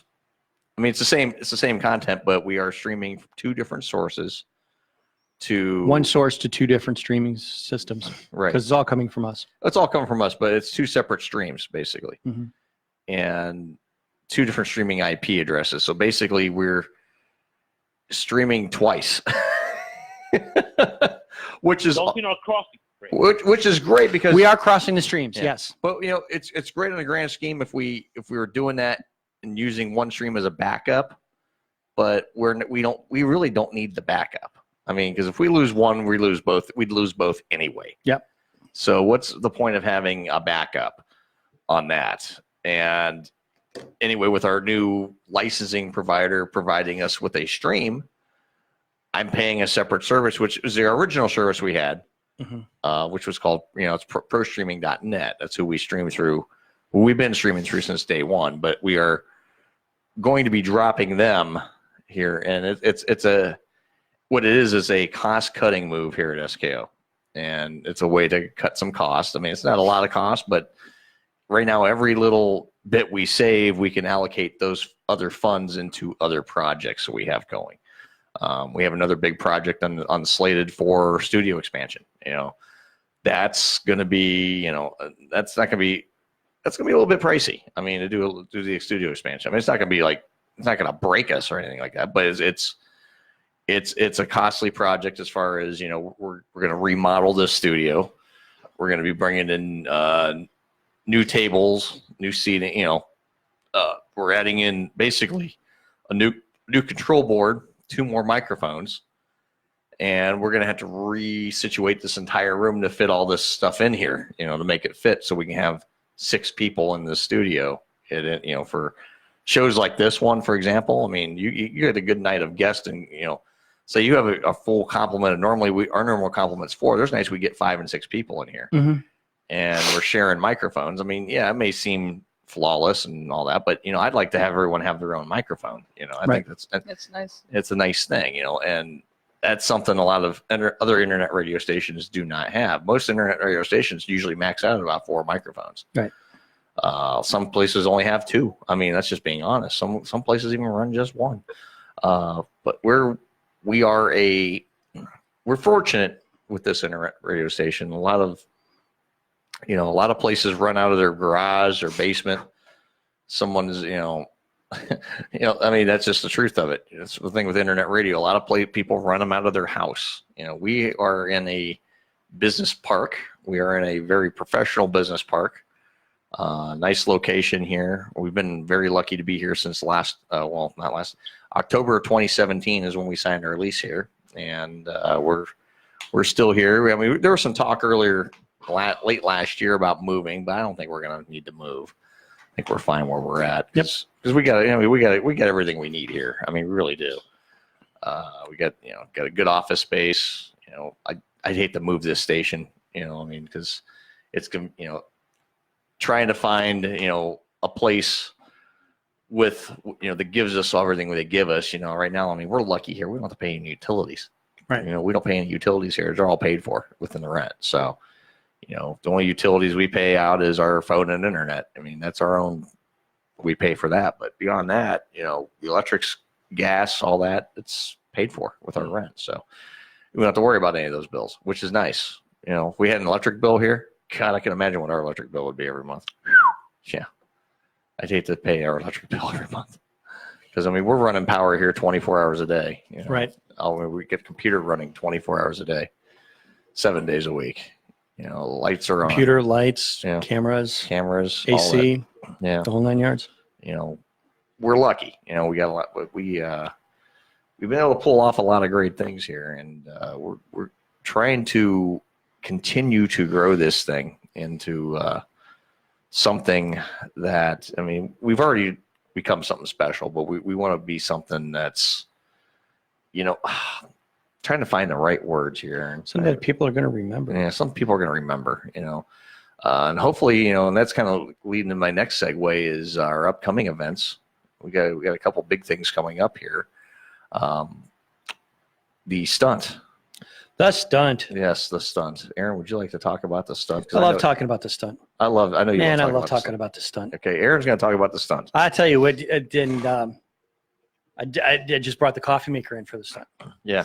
So, coming up Labor Day weekend, which is about 6 weeks away, Earl and myself, along with Tinkerbell and Mike the lumberjack, we are all going to shutter ourselves in here, starting at 10 p.m. 10 p.m. now. 10 p.m. on Friday, the 30th of August. Yep. Yeah. Get the dates right. Yep. Because we're going to actually debut our Friday Night Football. Yep. Earlier that evening. Yep. And then Friday night, 10 p.m., we're going to shutter ourselves in here and we're going to start the stunt. Mm-hmm. It's going to run for 72 hours. We're going to stay in here until Monday night, 10 p.m. Mm-hmm. And we're going to go continuous. No breaks. No ad runs, nothing. Yeah. We're just going to run straight through. Just the 4 of us talking about stuff. Mm-hmm. Now, there's 2 reasons why we're doing this. 2 reasons, yep. The big one, the important one, is that we're hoping to raise money for kids crushing cancer. Absolutely. Okay. So how are we going about doing that? Well, if you go to the website, skoradio.com, you're going to see a link for the stunt. Yes. It's going to be up on the upper right-hand corner. When you click on that link, it tells you about Kids Crushing Cancer, and it tells you about the stunt itself. At the bottom of the page, there's a donate button. Absolutely. If you want to donate a flat amount and just say, hey, yeah, I want to listen. I want to see what these guys have to say. I want to help them out. Just hit the donate button. It will go to a special PayPal account that we had set up specifically for this charitable event, so that all of the money, all of the proceeds that you donate will go straight to Kids Crushing Cancer. That's right. If you are or know of a small business owner that wants to take advantage of some advertising opportunities that we have that come with the stunt. Basically, it's sponsored in the stunt, basically. You're sponsoring the stunt. We have some package deals where you have an opportunity to be thanked on a regular basis throughout the stunt. Mm-hmm. We'll mention your business. We will throw we'll throw an ad up on for you, a banner ad up for you on the website. Yep. And we will leave that there. We're not just going to throw it up for the stunt. We'll leave that there. Mm-hmm. Depending on your donation and how long we'll leave that up there. And another way to help out. So that's what we're doing. That's the primary reason. The secondary reason is the current world record, the current Guinness World Record for a continuous on-air talk show for a group is 66 hours. Yep. We're gonna hit that by 6 hours. That's the plan. That's what we're hoping to do. So not only are we hoping to get internet famous and get some local color to come in and try not to come in on like Monday when we're all like gamey and stuff. Yeah. But come in and say, hey, these guys are about to break a world record, and get nice little plaques, and Mm-hmm. we'll be immortalized like Stephen Hawking. Right. As I mentioned, I just brought in the coffee maker, so we will have plenty of caffeinated beverage. Mm-hmm. We reach out to we're working on a deal with Grubhub to have someone standing by to say, hey, let's get these guys some food. Mm-hmm. But that is the stunt, and we are all looking forward to it. There's a lot going on with that, and we're hoping to make it as big as we have it in our minds. That's the goal. That's the goal, and it's all about that. And then of course, we get the Friday Night Football starting up. We have that's going to be a logistical challenge for us, but we're going to do it. We get 10 weeks of games. Basically, game of the week, high school game of the week, basically, was going to be. It's not going to be the same teams every week. You will have the same two announcers. It'll be Bob Fritz and Handy Randy. They will be your announcers, and they will be calling the play-by-play and the action. And I think they've got Chris Ost from Thursday Night Football is going to be sideline. He's going to be sideline. Yeah, Yep. Chris will be the sideline reporter. And either myself or Dylan will be the producers of the night. And that's basically what we got set up here. And it's going to be a task. It's going to be a task. But it's going to be something that's we're going to be getting 10 high school games. And if you've never listened to high school football in Northeastern Ohio, guess what? We're going to give it to you here on SKO. So the SKO game of the week, and those will be debuting on the 30th of August. So that's all I got right now. Lori looks like she's ready to pass out. It's more. So what do you got coming up in the upcoming weeks there, Lori? She's house hunting. Sex. Yeah. House hunting. Yeah. Sex. House hunting. So sex and house hunting. So you've working. got something's very askew about this. You have the men here. Yeah. We're talking about business. We're talking about the radio station and what we want to do and what we're going in the next coming weeks. Yeah. And the woman who just can't keep her vag satisfied. He satisfies me all the time. Where did we go wrong? Isn't it supposed to be the other way around, where women are all about keeping the household in order and organizing things, and we just can't keep our wieners satisfied? Somewhere along the way, we crossed you. We ended that crossover edition of the comic book here, where we're in the alternate universe, and Archie is fucking Jughead instead. Well, you know, like Lori is a very. That was too much of a visual there for you, John. Just slightly. Lori likes to be pleased. Mm-hmm. Yeah. I love to please also. She loves to please also. So she's. So when are you going to get any good at it? She's great. I'm very. She good has to at just it. look at her face like, oh, you keep going. I'm going to smack the shit out of you. I am close. Yeah, she's good. She's good. She's good. She's damn good. I've never had complaints. I'm going to complain. I'm going to complain here live on the air right now. I have no basis for my complaint. I'm just going to complain. That you never got to experience it. Exactly. Yeah. I'm going to be the typical retail complainer. But she complains about me all the time. I'm never. You know. Would you stop? I'm just kidding. Because you need the Viagra. No, I don't need. No, so you're taking the boner pills. No, he does not need anything. No, because he sees me and it goes right up. Boing. Boing. Boing, boing, boing, boing. You did. Okay. Follow my train of thought here. I had read a story that this mom had filmed her daughter licking the tongue depressors in the doctor's office and putting them back. Oh. And that started with, apparently there's a thing now. We've gone from Tide Pods to Ghost Peppers to Cinnamon Challenge. Now there's a thing where people are going to grocery stores, opening up a pint of ice cream, licking the top of it and putting it back. Yeah, did you see the girl that one girl got like years in jail for that shit? Yeah, the first one who started it. Yeah. Already sentenced because she just pled out. Yeah. But people are following suit. It's kind of a toss up between licking the top of the ice cream and putting it back. Mm-hmm. And this one just absolutely disturbs me, hocking a loogie into a container of iced tea. Oh. People are doing this now. I saw one with mouthwash.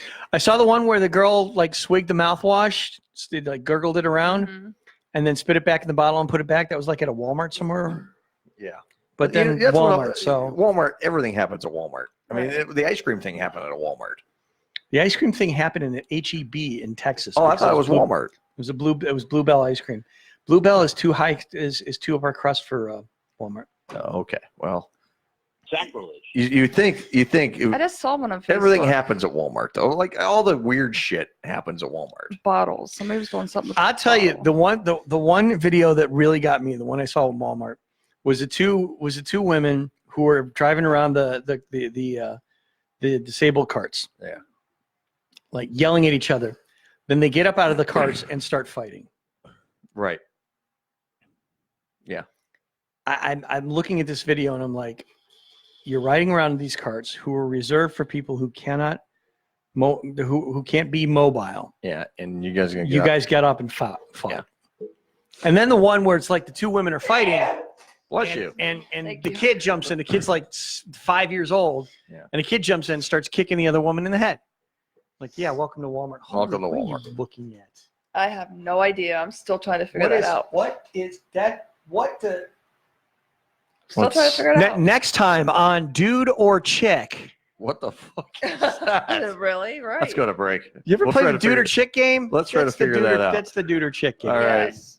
We're right back here on Some Kind of Radio Show in the SKO Radio Network. Here coming up here is another clip from Eddie Murphy, Raw. And I think this is a clip I was talking about. This is the good one with the Bill Cosby thing. So stay tuned. You want to listen to this. It's funny stuff.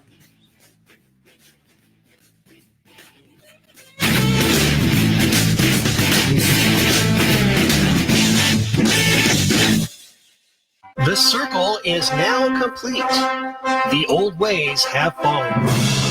What once was shall be no longer. We have come out a new station with a new image, a new feel, and a whole new outlook on what is and could be for internet radio. Welcome to the new music, the new era, the new attitude. Welcome to the new SKO Radio Network.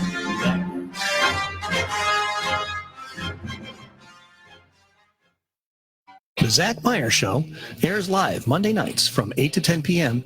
on the SKO Radio Network and Facebook Live. This is a political-free talk show that entertains as well as informs with fun, live, in-studio interviews. You'll meet amazing business owners and learn their unique stories. You'll tune in for Cleveland sports talk, tech talk, and indie wrestling. The Zach Meyer Show is the most fun you'll have on the radio or Facebook Live on a Monday night. You can also follow the show on social media at facebook.com/TZMS and on Twitter at Zach Myers Show. So tune in Mondays from 8 to 10 right here on the SKO Radio Network.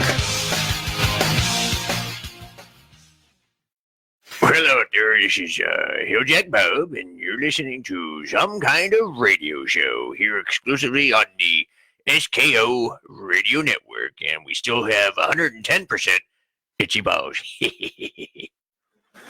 Every now and then I take the joke too far and get in trouble. That's why I haven't been on the road the last 3 years, because I did a lot of... Did y'all see Delirious? In Delirious, I was making fun of a lot of entertainers who... That's when I got scared, because I did some jokes about Mr. T, and Mr. T was going to fuck Ed up.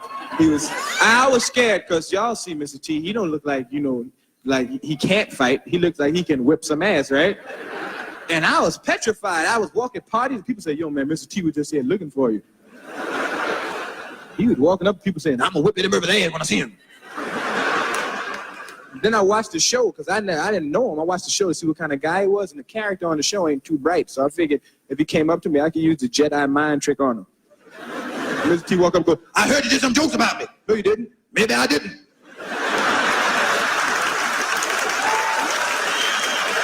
I'm gonna go beat up the fool that told me them lies. I was scared. I'd be at parties here. He was looking for me. I would just leave because I don't want to fight Mr. T. Then I found out Michael Jackson was looking for me, and I was like, yo, when I found my manager called me up and said, yo, man, Michael Jackson is mad. I was like, so? Because I fucked Mike up, Mike don't weigh but $105, I bust that ass on Mike. I was looking for but my manager said, we don't know everything about Michael Jackson. He might be this bad motherfucker behind closed doors. He's a recluse, behind closed doors, he might be completely different. And I'd be at a party and have Michael walk up to me one day and be like this. Can I talk to you for a minute? Yeah, what's your motherfucking problem, man? Well, how come you keep fucking with me then, huh? What's all the motherfucking jokes? You don't like my clothes? What's your motherfucking problem? You know that Michael motherfucking Jackson, I will bust your ass. Get the fuck out, my motherfucker. I'll moonwalk all up and down your ass, motherfucker. You mind your motherfucking business. I hear some more shit, I'm gonna put this glove up your ass. I'll see you later. That's a dumb, I've been trying for 5 months to do the moonwalk, and I can't do the shit. This shit is the dumbest dance ever, because I can't do it. That's why I say it's stupid. But how can you do the moonwalk and ask a woman to dance and shit? Be at the party, say, hey, baby, come on, let's dance. See you later. Do the moonwalk. That's some stupid shit. Michael can do that shit, though. Michael's so famous. Michael went on television, and everything he says, the public believes. Went on television and said, I don't have sex because of my religious beliefs, and the public believed it. I know, brothers was like, get the fuck out of here. And white people going, that Michael's a special kind of guy. He's special. I mean, it's good, clean, and wholesome. Y'all believe it? You know how I knew y'all believed it? Y'all didn't get mad when he took Brooke Shields to Grammys. Nobody white said shit. And Brooke Shields is the whitest woman in America. That's Miss America every year. Brooke, fuck who you see with the crown. Brooke, you look at white woman in the dictionary, be a picture of Brooke like this. She's white. And this nigga took her to Grammys, nobody said shit. If I took Brooke Shields to Grammys, y'all lose your mind. Because y'all know Brooke would get fucked that night.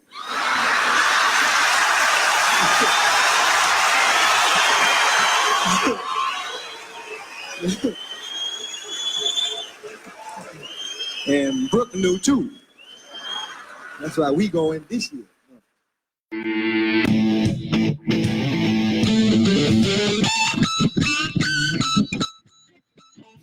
She's gonna get fucked that She's night. gonna get fucked that night. Yeah.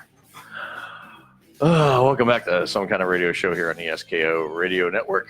Earl McCune along with Aaron the Voice. Moist. And Lori's on the phone.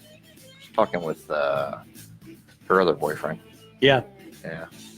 Your replacement. My replacement. No, she's on the phone with Reeler. Your replacement. Yeah. No.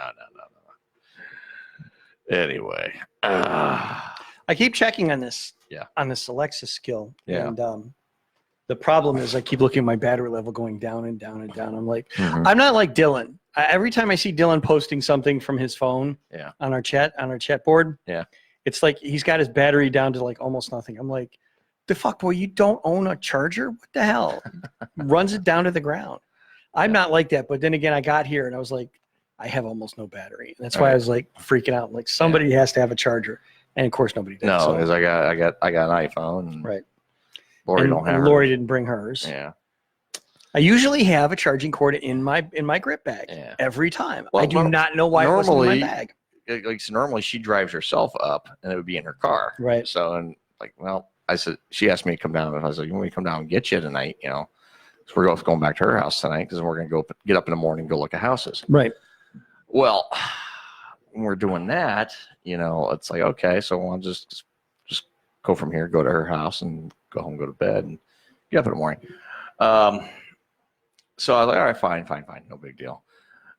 So she's like, she gets here. She goes, shit. Like what? Before we pulled in, and I haven't even looked at my message. I forgot my charger. I'm like, oh, well, this is shit. I think it'd be okay. You got enough batteries? Yeah, I got enough battery to get through the night. You know, okay, no big deal.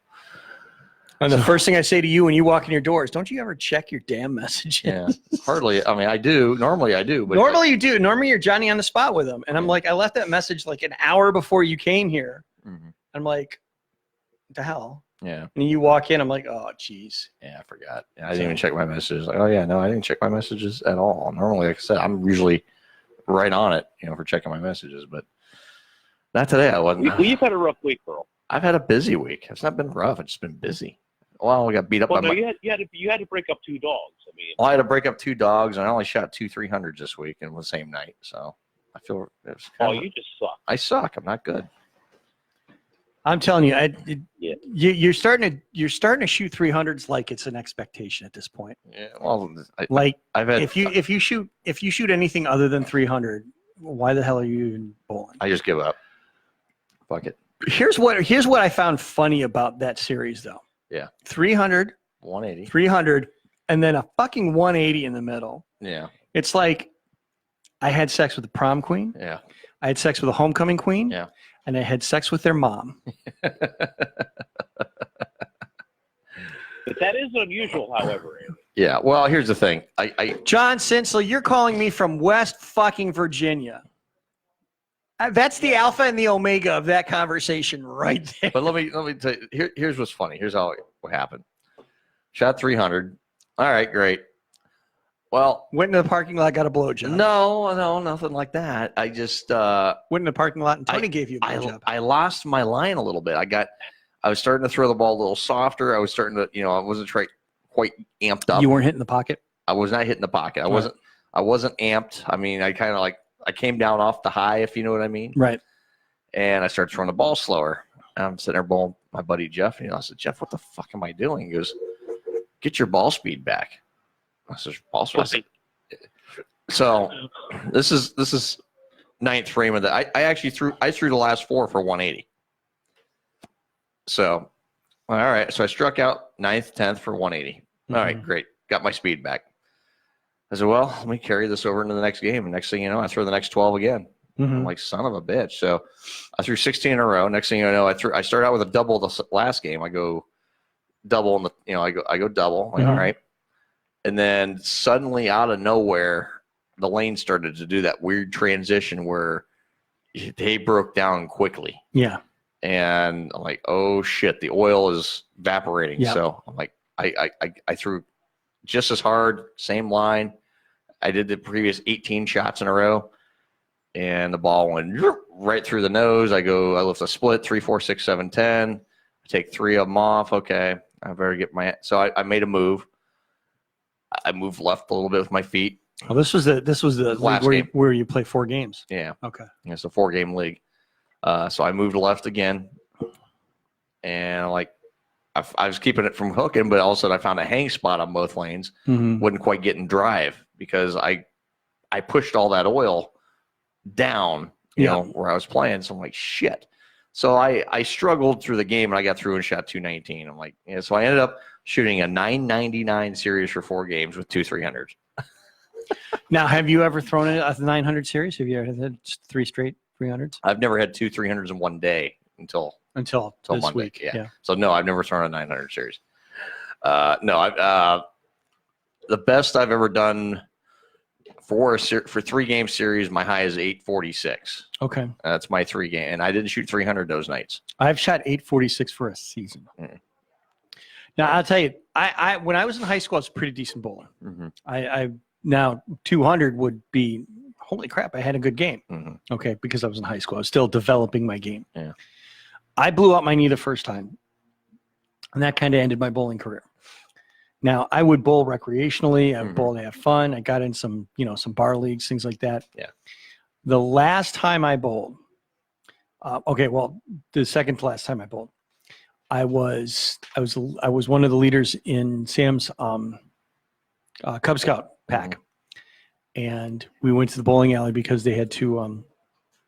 One of the patches they were going for was had to do with bowling, so I was going to teach the kids how to bowl. And when I went to demonstrate, I actually hit my knee with the ball. That's 6 ounces. And hit my ankle a few times. That was hit my knee. That was my most recent knee surgery. Oh. And that kept me off the lanes for probably about a good 10 years. Yeah.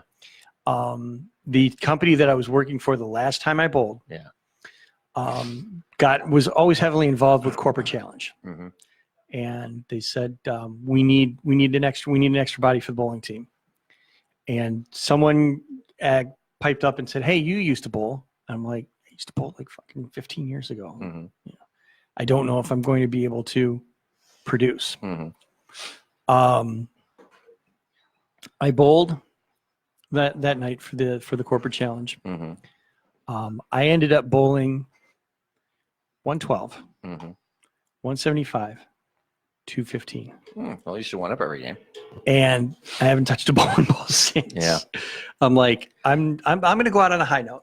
Well, I had to laugh though that when I shot my 2-3, Lori's watching me, and she tried to pull the "I'm not coming" thing. She hides behind a pop machine. I'm here, and so I try not to psych you out. Now here's the funny thing. Yeah. So I started out that first game with front 3, and she goes, "You gonna shoot 300 for me?" I was like, "I'll do my damnedest." And I struck out, shot the first one, and like I said, I got a little soft the second game, and I got relined back up, and then I just was on fire for next 18 shots I threw, and then I struggled through the fourth game. And I was ready to leave the third game halfway through, and then I'm like, shit, now he's getting strikes, and I got to stay. and she was ready to leave because I'm thinking about getting ready to go. She's like, I'm thinking about ready to go. And then she goes, I was like, oh shit, he's got the front 6. I better stick around and watch. And then he did. And who would have thought I'd have thrown the second one? I mean, that's just, it was definitely a surreal experience. I mean, I was pretty locked in that night. I threw the ball very well, and it was a lot of fun. I think I ended up, because that was the final night of league too. I think I ended the season with a 234 average. That's not bad. Yeah. Oh, jeez. Yeah, shake it off, right? Yeah, exactly. Yeah, 234 to end of the year. So, and that's fine, and I'm bowling. I said now, I got to go down there Monday to get my prize money, and that league pays decently, so I'm going to get a little bit of money, which is nice. And then, yeah, the month is ending pretty quickly here, and we said we had plans for doing stuff before the end of the month. Yeah, I know. But I think those plans are getting moved back a little bit because we got so much other shit on our plates here too. So, but we're got to get a lot. But we'll work on it when we work on it. We still got to get the other stuff working too before we do that. Yeah. So, anyway, but I get that, and I got some tournaments coming up. I'm gonna be in. I'll be bowling the Portage County Masters this year. That's in January, I believe. I'll be bowling the Akron Open in the weekend before the stunt. I'll be bowling the Akron Open. That's going to be a Friday, Saturday, Sunday, 3 days of bowling thing for me. Friday night is the doubles. I got a partner for that. Saturday is the actual regular tournament, the singles, which starts. I bowl in the first squad Saturday morning, and then if I make it through the first day, I bowl Sunday morning again. So it's gonna be busy. It's gonna be there's a chance to win $4,000 on top. There you go. You know, if you win the thing, so big payout. So Wedding. Mm-hmm. Yeah, that would definitely. Yeah, if I can win that, yeah. But it's gonna be a grind. It's gonna be a grind. But I got a couple small things I got to bowl. I got 2 invitational tournaments. I've been invited to bowl, which I'm going to be doing those. Got invited because of certain qualifications I met. So I'm gonna bowl these 2 invitational tournaments coming up. I'm gonna do that. That's gonna be a lot of fun. The funny thing is, I'm as good as I'm bowling. I've been struggling with my wrist all this time. I've had wrist surgeries 2 years ago, and been having some wrist issues this year. And Lori will tell you. I mean, I've been really fighting it, and But he won't listen to me. Well, doesn't listen to you now. What difference does it make? He'll never listen to me until I prove him right again. Well, I've done many times already. I know, but no, I mean, I'm going to be. I think once I get through these tournaments here, I'm going to get the wrist checked out again. I got the wrist checked out at the emergency room, and they said, "Oh, you sprained it." I'm like, I just laughed at them. I was like, "No, I didn't. I already know what's wrong with my wrist. I already know what's wrong with it, and I really don't feel like getting that kind of surgery right now because that's a pretty extensive surgery they want to do on my wrist. So they want to do a fusion on my wrist, and I really don't want to do that right now because the fusion that involves taking bone out of your hip and then putting 2 steel plates front and back of your wrist, and then the wrist movement I have now that goes bye-bye. That my wrist move from this goes to this. That's it. Keep on bowling. I will as long as I can. Then I could say I told you so. Oh. You can say, I told you so you won. You're still going to keep bowling. Yeah. It's in his DNA. It's in my DNA. It's what I grew up. It's what I'm. It's just. I know, but if you keep The one thing complaining he's good about at, it. Lori, let him have his. But he keeps complaining about it. That's the thing. You got to let him keep doing it until it's no longer fun. Okay. And then when it gets to a point where he's not enjoying, I mean, he's literally not enjoying it anymore, then he'll let you know. That's okay, when I'll stop. I'm going to stop. When I get to a point where I can't, here's when I'll stop enjoying it. When I can't compete. Yep. When I can't compete and when he can't play at when he cannot bowl at the level that he's accustomed to bowling at. When he bowls like me, when I can beat him, he'll stop. Yeah. And that's when Dylan can beat him. Oh, when Dylan can beat me, I'll definitely quit because Dylan's not good. You're not good. No, he's not good at all. I mean, Dylan is just. He's tried. Come on. He is very trying. He's trying, but he's trying to I show keep up. trying to tell him, dude, just take 2 weeks off and quit. And it's not good. Hey, he's better than our buddy Mike. It's not good. I mean, I tried telling him in the nicest way possible. What are you looking for? You'll see. Is it there's a card for that, isn't there? I don't know if it is or not. If we have this or not. If not, we should have it because here's the. This is what I tell him. Put yourself down now. You're not good. I thought we had a card for that. Do we? You check the cart wall. Yeah, we checked the cart wall. I didn't see it, but I didn't exactly look for it. I thought you had me make it into a cart, but I could be wrong. I'm kind of getting up there in years. No, it's not in here. Okay. No. I think it's just because I'm so caring in things, and then hearing you say that your wrist hurts, it hurts me. Oh, sorry. Well, it Well, does the other bother side of me. that, okay, on the other side of that, keep in mind. It hurts me when I'm not bowling. When I'm bowling, it doesn't bother me at all.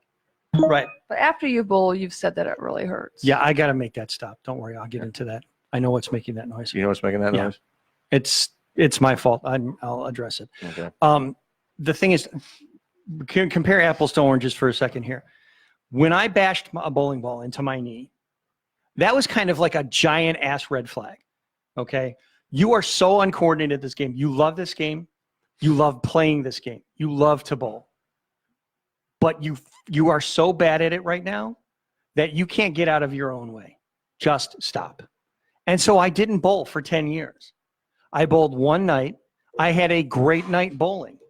I don't think I can sustain that.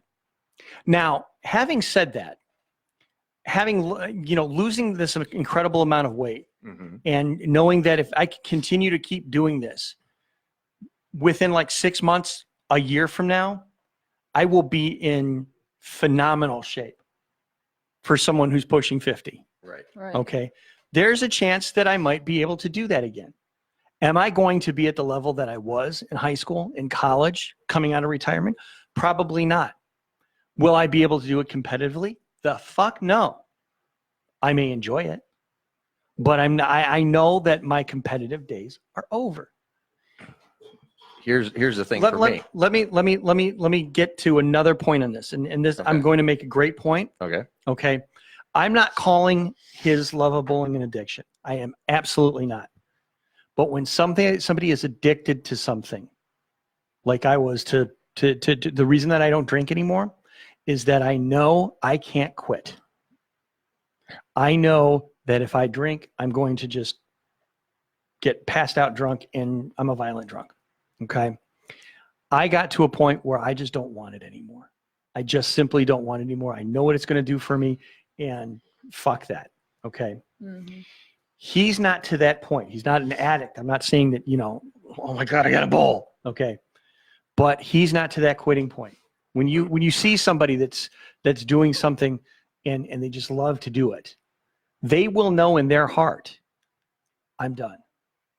When you see professional athletes that are holding on just a little bit too long, they haven't hit that point yet that says, that everybody, the Stephen A. Smiths and Joe Bucks of the world are going to get in front of a camera and say, he's done. You have to know it in here, in your heart, that I'm done. When I don't look at it and when I'm not having fun anymore, when it's done, when it's not something I want to do anymore. Well, it's kind of like this radio show for me. Absolutely. I don't want to see his wrist fused together because then it's going to hurt me even more. Well, here's the thing too, and this is kind of the weird thing too. At 41, I'm throwing the ball better than I did when I was 21. I'm throwing the ball better now than I have in probably 15 years. Right. And yeah, I have a little bit of pain with it, but that's what the beer's for. That helps. But no, I'm actually bowling better now than I have in a very long time, and it's all kind of came back together for me. You want to hear something really, really stupid? You're gonna hate me. You're gonna think, what the fuck did you ever pick up a bowling ball for? I was never a hook bowler. I was always a straight ball bowler. Yeah. I never even looked for the pocket. I could never. Every time I tried to hook, I ended up two lanes down. That was awful. But I could throw straight like nobody's business. I could put it exactly where I wanted to put it every single time. Straight. I could never hit that pocket. Ever. I was never a pocket bowler. I couldn't. I never just tried. I tried. Everybody tried to coach me, tried to get me to do it. And just I didn't have the wrist strength for it. But I could keep that wrist straight enough to throw an effective straight ball. Yeah. Yeah. I say that to say that if you and I ever end up on a lane together, don't lose your shit on me. You'll be like, the hell are you doing? Right. Because I can throw it. I can throw it straight. I can throw it straight as can be, and I can also hook the shit out of it too. Right. And control it. Right. So but I've got 36 years of practice. Right. Solid. I took a Backstreet Boy off. I took 18, 20 years off. Yeah. I got 36 years of practice, and the thing is too, like I said, it's something I enjoy. I'm good at doing, and I'm competing at a level now where I feel like I can compete with anybody. And well, there was a reason that the PBA championships were in Toledo as often as they were, because in Toledo there's not much else to do. Toledo, bowling it's in our DNA. It's people from Toledo love to bowl. Well, people in Toledo, people in Akron love to bowl. Exactly. The Akron area. I mean, Akron area is the home of the PBA. You go to Columbus, you go to Cleveland, you go to other cities. People big love cities. to bowl here. You're like, Ohio there's a bowling alley downtown. Do you know there's a bowling alley on 4th Street downtown? That blew my mind. I was like, holy crap! And, bowling is. People love to bowl, and it's in our especially in Northeast Ohio. It's in our DNA. It for me it was a family thing. My dad bowled, my mom bowled, my aunts bowled, my grandparents bowled. I mean, it was I think as far as, and I could say this with all certainty, out of my parents, grandparents, cousins, I'm the best in the family. Period. You're the one who took it further. I'm the one that actually got really good at it. Yep. I got my, got invited. I got my PBA card. I'm getting my PBA card back because I want to get back to that level at least one more time. And not go national. Just hit the regional events. I'm not looking to go bowl nationally. I can never compete with that level. I mean, that level is another level well beyond my level now. But I want to go compete at the regional level, and I think I can do it a little bit better now than I did in the past. So I got a little bit more understanding of the lane conditions now. I got more understanding of how my own game. I understand the things I can and can't do. Right. One thing, the wrist surgery, when I did have it kind of helped me with was, you may not see it in the shots I threw. I actually throw the ball a little slower than I used to do now, and I did a couple years ago before the wrist surgery. And I throw the ball pretty hard now. Sorry, Sean. Huh? Sorry, Sean. Sorry, Sean. You see? Yeah. Shaun of the Dead. Oh yeah. Sorry, Sean. No. Okay. Oh my God, you fucking stink. I'm out. Laura's like, I'm going over here. It smells. She's going to. You want to go over to the other microphone here with that? I guess freaking spray. There's some cranberry right there. What I'm getting. There's cranberry spray right there. Oh, there she goes. She's getting the cranberry spray. Don't spray that on me. Do not spray that on me. Do not spray that on me. Oh, smells like cranberries and shit. Rub my fucking chicken bones on that now. Smells like cranberries and shit. How about go home and it's like, why do you smell like fruit? Well, let me explain to you this really good fart I had in the studio. I'm surprised you did not understand. Sorry, Sean. Wow.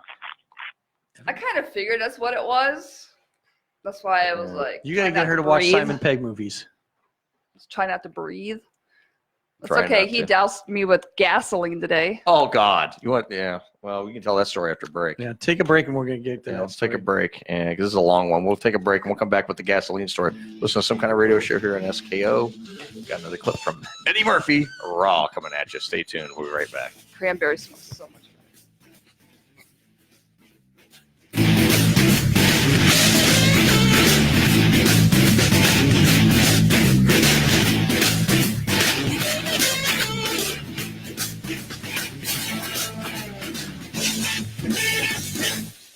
Have you ever listened to the great shows that we have here on the SKO Radio Network and thought to yourself, I bet I could do that? Well, now's your chance. Whether it's a talk show like the Half-Cocked Radio Show, the Zach Meyer Show, or some kind of radio show, or even a music highlight show like Throwback Thursdays or Oldies But Goodies, you now have the chance to be a part of our ever-expanding lineup. All you have to do is send a mic test in MP3 or WAV format to office@skoradio.com. That address again is office@skoradio.com. So step on up to the microphone and let's see if you have what it takes to work and have fun alongside the craziest crew on the internet here at the SKO Radio Network.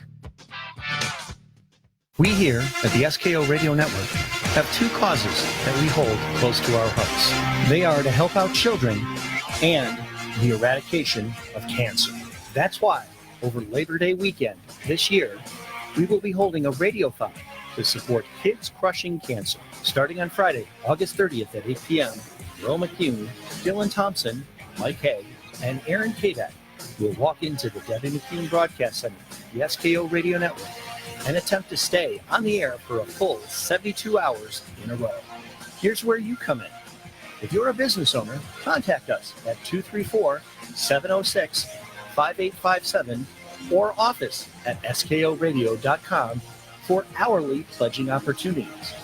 Once again, that number is 234-706-5857, and the email is office at skoradio.com. If you'd like to donate on a personal level, simply go to skoradio.com and click the donate button on the main page to find out more. Please help us to support this very worthy cause, because no child should have to face cancer alone.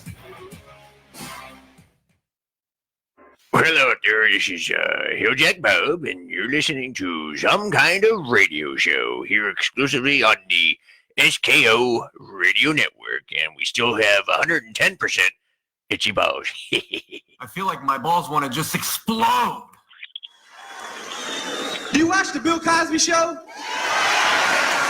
I do too. I love Bill Cosby Show. I've been a big fan of Bill Cosby all my life. Never met the man before, but he called me up about a year ago and chastised me on the phone for being too dirty on stage. And it was real weird because I had never met him, and he just thought he should call me up because he was Bill and tell me that he did about what comedy is all about. And I sat and listened to this man chastise me. And when Bill Cosby chastises you, you forget you grown. You feel like one of the Cosby kids and shit.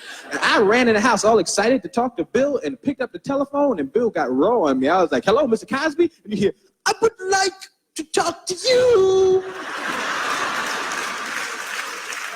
about some of the things that you do in your show.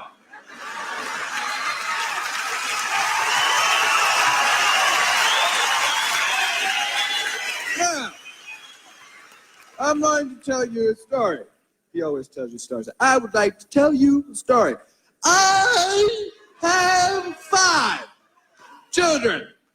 1, 2, 3, 4, 5 children. I live in Massachusetts with my wife, Camille, and my 5 children. Now, of the 5 children that we have, there are 4 girls and a boy. The boy's name is Innes. He loves everything you do. Comes home from school the other day with a big smile on his face, and my son looks just like me. He walks through the door looking at me with this big smile, and I cannot resist. Because it's such a beautiful smile, and he walks up and I say, what are you smiling about? Aww.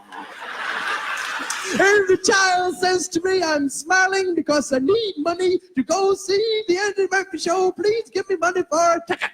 Now, if the child is smiling this way because he needs money for a ticket, I have to give him money for a ticket.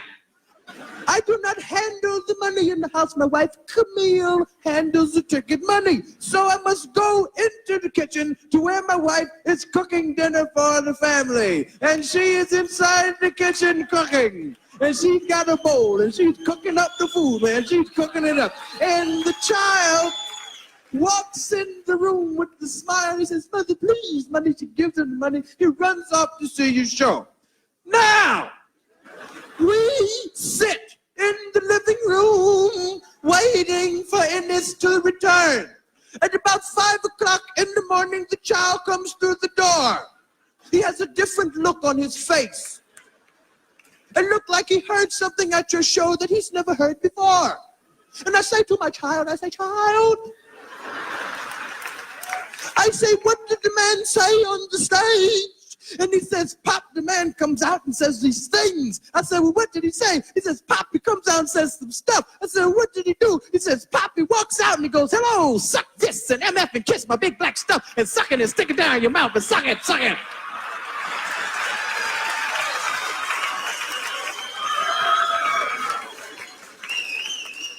You cannot say filth, flarn filth in front of people. And I said, I never said no filth, flarn filth. He says, you know what I'm talking about. I can't use the type of language that you use, but you know what I mean when I say filth, flarn filth. And I said, I never said no filth, flarn filth, and I don't know what you're talking about. I'm offended that you called. Fuck you. And that's when Bill got pissed. He said, that's what I'm talking about. You cannot say fuck in front of people. And I got mad because he thought that was my whole act. Like I just walked out on the stage and cursed and left. And I managed to stick in some jokes between the curses. You couldn't give no curse show or walk out and say, hey, felt for him, motherfucker, dick, pussy, snot, and shit. Good night. Good night. Suck my dick. Bye-bye. I was pissed off. I was so mad. I called Richard Pryor's house up and said, yo, Richard, Bill Cosby just called me up and told me I was too dirty. And Richard said, the next time motherfucker call, tell him I said, suck my dick.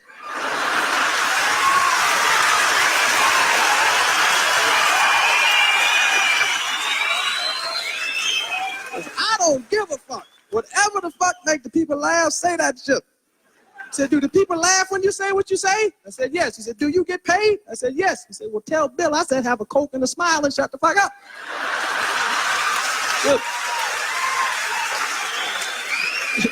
The Jello pudding eating motherfucker.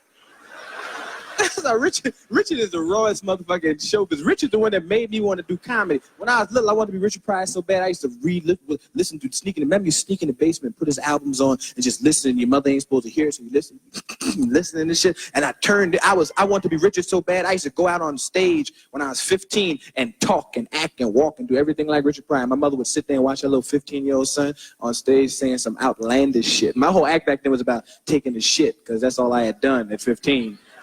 That was my life experience, but it sounded like Richard Pryor jokes. I'd be going, you ever like sometime, right, you get on that toilet and when you shit, that water splash up on your ass? Don't that make you mad, right? You know what really make me mad is when shit come halfway out your ass, then go back up in that motherfucker. Right? Why do shit be teasing your ass, right? Just get the fuck out, right? You know what really bothers me is when you be straining for a long time, right? And one little pebble shit come out, right? Be some shit this big, right? Well, push your head up your asshole and say, that's all the shit I'm gonna get, motherfucker. You know what really make me mad? When your ass don't cooperate with you and clench up and break the shit in half. And you be mad as a motherfucker too, because you know you got to wipe your ass for like 5 hours and shit, right? Use 12 rolls of toilet paper on that motherfucker. You know what really make me mad though is afterwards, right? It's after you shit. You done all the shit you gonna do for the whole day, right? You finish shitting and you flush the toilet and wait a second and one chunk come back. What does that chunk want?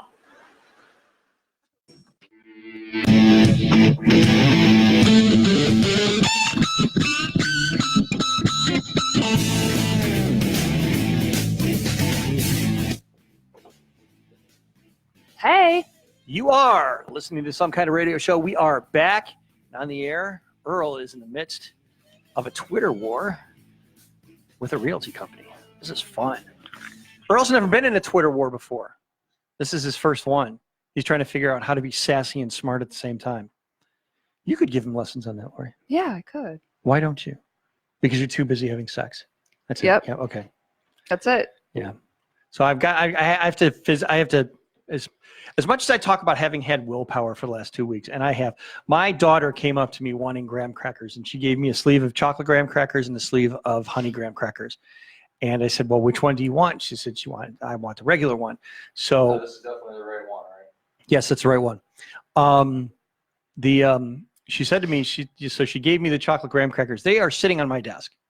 I have no desire to eat these chocolate graham crackers. I love graham crackers. Those were one of my go-to snacks. I would bury a sleeve of graham crackers. I love putting graham crackers with milk. I just, and milk, cola, I don't care. Just graham crackers. Awesome. And they're sitting on my desk, and I have no desire to eat them. It's like drinking again. I have no desire to drink. So having said that, I'm trying to leave my phone alone because of 6% battery. I can't.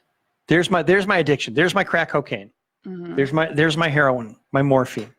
is playing with my phone, because it's like I'm checking chat boards, I'm checking the Facebook lines, I'm checking who's talking to us and what are they saying. Aaron, shut up! You're doing too much. To teach Earl how to do a Twitter war, because he's not doing it right. So that was that. So we got Earl's take on Vegas. What did you think? Was this your first time in Vegas? It's very first time. Outstanding. So from a standpoint, from somebody who's never been, and at this point, until I win the lottery, will probably not go. I was so excited to go. Yeah. Because everybody makes a big stink about Las Vegas. Right. Everybody's like, oh, Vegas, baby. Yeah. Yeah. Right. So I was like so pumped. Right. Very first day we get there. Yeah. We're staying on the Fremont Street. Right. And I keep referring to Fremont Street. One of the cities like adjacent to Toledo is Fremont. So every time I hear about Fremont Street, I'm like, who names anything after Fremont? Right. But go ahead. Seeing everybody doing like a performance on the street Mm-hmm. for money. Yep. That kind of set it there for me. I didn't enjoy that. Now, define performance, because I'm seeing in my head, like, I've been down Coventry. Okay. In Cleveland Heights. I've walked down by the campus, by the CSU campus. I see people performing. They have their guitars out. They have their guitar cases open.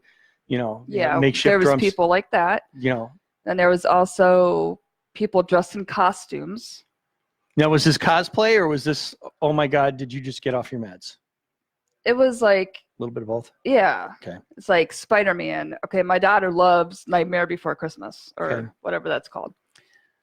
And he was dressed up as Jack Skellington. So I'm like, oh, cool picture, for her. I've met your daughter, and she seems like she's more into A Nightmare Before Elm Street. Yeah, she is. And I'm like, cool picture. Right. And Earl's like, no, don't. They're going to want money. I'm like, are you freaking kidding me? Mm-hmm. They want money. Yep. Just to pose with them. Yes. Then he saw women with their tits with just things over their nipples. Yep. No bra, no nothing on. Yep. I mean, I wanted to go that night. I wanted to leave. Walmarting. Yes, exactly. That's just not me. It's like, I am so sophisticated with my body. It's like trash. Their bodies, not yours. Their bodies, Okay. yeah. It's like the pause you gave there sorry, didn't I couldn't signify. think of the word. It didn't signify that you were still talking about your body. Yeah. I'm modest about my body. I don't wear slutty clothes. I don't know. I just did not like it whatsoever. So you didn't like where you until we stayed. went on the other side. Okay, but then you got down to the strip. The strip was awesome. Right. I don't ever want to go back to Fremont. Did you get a chance to do any casino play? Yeah, we did. What did you what was your game of choice? Slots? I liked slots. Yeah. Now see, I can't really get behind the idea of slots, because there's absolutely it's 100% game of chance. Right. It is. You put a quarter in the machine, or a token, or whatever. You put a quarter in the machine, you hit a button, and you leave everything to chance. Right. Is it going to hit this time? There's no skill to it at all. Exactly. At least with table games, my drug of choice is blackjack. See, I don't know card games. Because I guarantee you, I would suck at poker. Right. I like playing poker, but playing poker in Vegas, I would lose your shirt, not just mine. But blackjack, I enjoy playing blackjack. Oh, John, did you? Blackjack. I'm giggling, trust me, I know. I'd lose John's shirt. I'd probably gamble John away. But at least with blackjack, there's still some skill to it. You're trying to play the probability of what the next card's going to be. Oh, then we stayed at the Four Queens Hotel. Oh, we're still going back to the hotels. Yeah. Okay. There was a guy. Shut up about the card games, Aaron. There was a guy that was beating on 5-gallon buckets. Yeah. All fucking night long. Okay. And our room was right above that, like on the 8th floor. But because that's where you take a 5-gallon bucket full of water and pour it on them. Oh, I was ready to. There you go. And I told him, I says, if we're spending 6 more nights here, we got to move our room because I can't sleep. Right. So they did move us to the south side, but we had to pay $20 extra a night because it was an upgrade. Right. Different view. Different view. Yeah. Yeah. But I will never stay on Fremont again. I don't ever want to go back to Fremont again. Right. I would stay on the Strip. There you go. Now I've like I said, you know, something here's one of my this is kind of what one of the things that gets me through those long nights at work when absolutely nobody is calling and I'm like, okay, well, I've fucked around as much as I can. Right. I love lottery pretending. Mm-hmm. Okay. What am I going to do when I win the lottery? You know, where's my house? What, you know, I go on car sites all the time and build cars. You know, I go down to like, you know, not the dealership, but the actual brand of the car. And it's like, hey, build your car. And I build it out and see how much it would cost, that kind of thing. Oh, okay. And one of the things I did was, okay, well, that sounds like we have a call coming in and I'm way on the wrong side of this. Hang on. Yeah, I'm just going to let it ring. And whoever's calling in, thank you for calling. Call back later. Wonder if it's Caitlin. Probably. But one of the other things that I like to do is, you know, I was thinking if I went to Vegas, where would I go? And I thought one of the cool places to go would be the Bellagio. Right. Stay there. I mean, I would want to go someplace where I wouldn't have to leave. I'd get there. It's just going to continue ringing. Start saying stuff. I'm going to check that out. How'd you think of it, John? What did you think of it? You've been there before, though, right? Well, this is my 5th time to Vegas. Okay. So I've been to Fremont Street many times, but up in the Strip. Where I stayed at actually was 10 miles south of the Strip. Okay. Over by the airport. Oh, And, okay. we had everything was there on the property that I was at. But eventually you get tired of it. You want to go down the Strip for a little bit, just go check it out. Especially at night with all the lights and everything, and the fountains going off. Right. It's really nice. Fremont Street's like a free for all. It kind of reminds you of Bourbon Street in New Orleans. Yes. Oh, it was just awful. I mean, I love zip lining. We did the zip line thing. That was awesome. Oh yeah. What else did we do down there?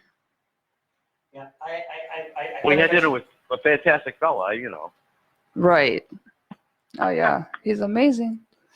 Yeah, I ventured over to Earl's mic here because I needed to find out. It was actually the Earl's mic is Mike. I was going to say I didn't hear you. Okay. I ventured over to the other side so I could. It was a Facebook call coming in. Oh, okay. That's why I'm like, oh, that's why it's making noise. That's Because generally the phone doesn't ring on the air. I'm like, oh, that's making noise.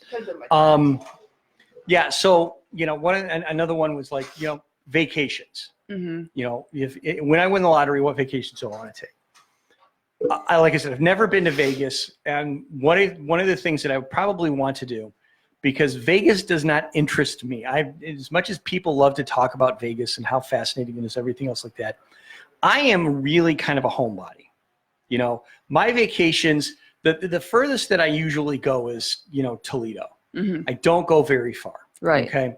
So my vacations, if I'm going to go somewhere, unless there's something really touristy to do, I'm going to go somewhere where I can stay inside and just relax. Okay. So I'm 90% of the time, I'm going to stay home. Right. You know, all my stuff is there. I don't have to spend any money. It's easy. You know, the downside is people can still find me. If I leave, people won't be able to find me. And I'm like that. So, you know, if I go somewhere, you know, I want to go somewhere where all the cool stuff that I want to do is right there. You stay at a place like Mirage or Bellagio or MGM Grand. You get a nice room. And yes, I was looking at the high-end rooms, like the presidential suite, which is like thousands of dollars a night. Right. Like I said, lottery dream. And restaurants, casino, shows, everything right there. Mm-hmm. You know, and it's funny that Earl mentioned that the Strip was more family friendly. Oh, it is. And it's kind of heartwarming to hear that coming from somebody who has been to Vegas. Mm-hmm. a lot and can make that assessment, and B, is a family person. Right. Has kids, has a family, knows what is family friendly and what isn't. Because I always had this kind of stereotype that Vegas was, you know, beer and hookers and gambling and drugs and violence and you're, you know, maybe you'll come home alive or maybe you'll come home with, you know, 20 grand in your pocket. And like So- Fremont Street, there was a lot of people that came up to you too for these stupid timeshares. And they're constantly coming up to you, are you staying for a week or so? They're just there to sell timeshares. It was so annoying. I had thought that I disabled that, but I will come to that in a moment. That is literally. Yeah, I agree with the family-friendly part of Vegas at the Strip, too. I mean, the first time I went out there, it wasn't as family-friendly as it is now. Right. I think when they put all the extra restaurants and there's less casinos there on the Strip these days, I think they kind of figured out, well, wait a minute. We need to kind of make sure that these families are coming out here instead of just adults being stupid. Right. I mean, So- we've seen the Hangover. Right. So let me ask you guys this then. What is the family-friendly aspect of Las Vegas? What is, I've got, obviously Sam being, turning 20 here in a couple months, he can go to Vegas on his own and god awful, I don't want to hear about it. But, right. If I wanted, my initial thought was to just, hey, ladies, I'm going to take off for Vegas for a couple of days. I promise I'm not going to fuck any hookers. I'll be back soon. If I wanted to take the wife and the daughter, what would we do aside from the zip lining, the helicopter thing? Because remember, Bella's autistic. That's what the other thing that was. would scare Helicopter the was fuck out of her and nobody's business. awesome. What's family friendly out in Vegas? John, go ahead. Tell me what's family friendly out in Vegas. Well, I would say going to a decent restaurant is a kind of restaurant that you can't get back home. Right. I mean, I was telling Earl and Lori, I says, we were right there right next to Hell's Kitchen. Right. I'm like, well, heck, I'd love to go into Hell's Kitchen for dinner. Right. But you have to make reservations, blah, blah, blah. But wouldn't it be nice to go to a restaurant you don't get to go to every day? Right. Even if it may be a few extra dollars, say, why not? But you can get away with in Vegas for food relatively cheaply. I mean, seriously. It's not as expensive as people think it is. I would love to go to Hell's Kitchen just so, and I know he's not there all the time, but I would love to go to Hell's Kitchen just so I could have Gordon Ramsay yell at me about nothing, something stupid. Yeah, and you don't know if he's going to be there or not. It's a Like, chance. what the hell were you Total thinking? chance. Because here's the thing. What I would do if I knew Gordon was there, I'd go there for breakfast. I'd order steak and eggs, and I'd cover everything with ketchup and wait for him to come out. I just wait for him to come out. I just put ketchup over everything and then just sit there and wait. and What the hell are you doing? And I could smell the smoke coming out of his ears before he gets there. Okay, so there's restaurants. I know that you guys went to the Heart Attack. Heart Attack. I was not satisfied with that at all. The hamburger that I got was dry. Right. The meat was dry? The meat was dry, yeah. I wasn't very impressed with that at all. The meat was dry. I'm sorry, there's just a segue that goes into that. The meat was dry. What was that, John? I said it's usually not a good thing. No, but you go to some place like Hell's Kitchen, you're going into a place where the food is prepared by somebody who's been taught by someone who knows how to prepare food. I got a feeling that Heart Attack is going to be one of those places that they just hey, can you cook a burger? Doug can cook burger. Yeah, all right, you're hired. You come here in Northeast Ohio. I'll tell you, there's it's funny because in Strongsville they have a B spot. Michael Simon, I think is the guy's name, the guy from Iron Chef.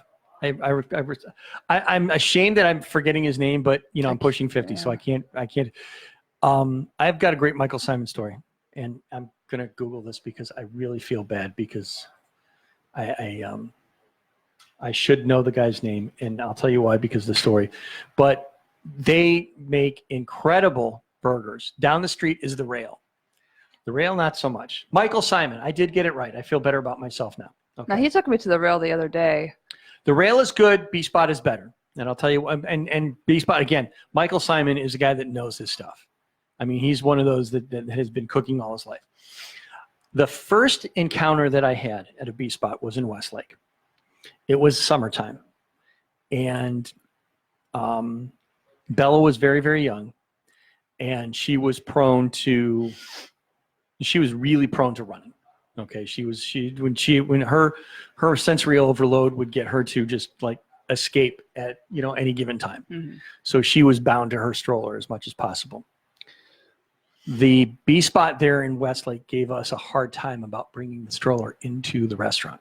Really? They said we either have to leave it out there. What? Yeah. So I wrote to the corporate. I wrote on their Facebook page. I said, I talked to them about special needs and so on and so forth, and how we felt unwelcomed and how we ended up, just fucking going to McDonald's and suffering and blah, blah, blah, blah, blah. I heard back from the man himself. Oh, wow. Okay. He was very apologetic. He was very gracious in saying, I want to make this up to you. I want you to know what the experience is like. I know that, from what you talked about, you live, further south. Mm-hmm. Now there's another store right near you in Strongsville. Please come out to this store. As a matter of fact, let me know when you're coming out. I didn't let him know I was coming out. I didn't want to make a big deal about it. Right. But, we went out and they were very accommodating. Apparently word got around. They said, hey, kids with, because apparently autism awareness is a thing for him. As well it should be. Right. Autism awareness is something that it really should be a thing for, everybody. But if it's a thing for you, it's a thing for you. It's something that you really champion. And it was a thing for him. And he wanted to convey that to his employees all the way down to the line cooks. Like, hey, there's some things to watch out for. Okay. It's one thing that, you got your kid in the stroller, you don't want to break. But if you got somebody with special needs and they say, hey, she really can't get out of the stroller, then, back off. We were treated very well. The food was very good. And if I could eat burgers again, I would. The reason I say if I could eat burgers again, I tried to do the bunless burger. And I tried to do it from Five Guys. Five Guys is really good burgers. They are. Really good burgers for a place that really just kind of, that kind of chains them out. Again, you can tell a chain burger is a chain burger. But a burger without a bun is really pretty much just meatloaf. Right. You can dress it up, you can put whatever you want on it, but essentially you're eating meatloaf with a fork and a knife. A burger is made by the bun that it's on. And I'm not eating bread anymore. Right. And I digress with this because I mentioned Comedy Killer was saying, today was his cheat day. And everybody talks about the cheat day. Everybody that's on, whatever diet talks about a cheat day. Always give yourself a cheat day. Give yourself a cheat day so that you know that you're human and that you don't end up, falling off the wagon. It's like, here, have my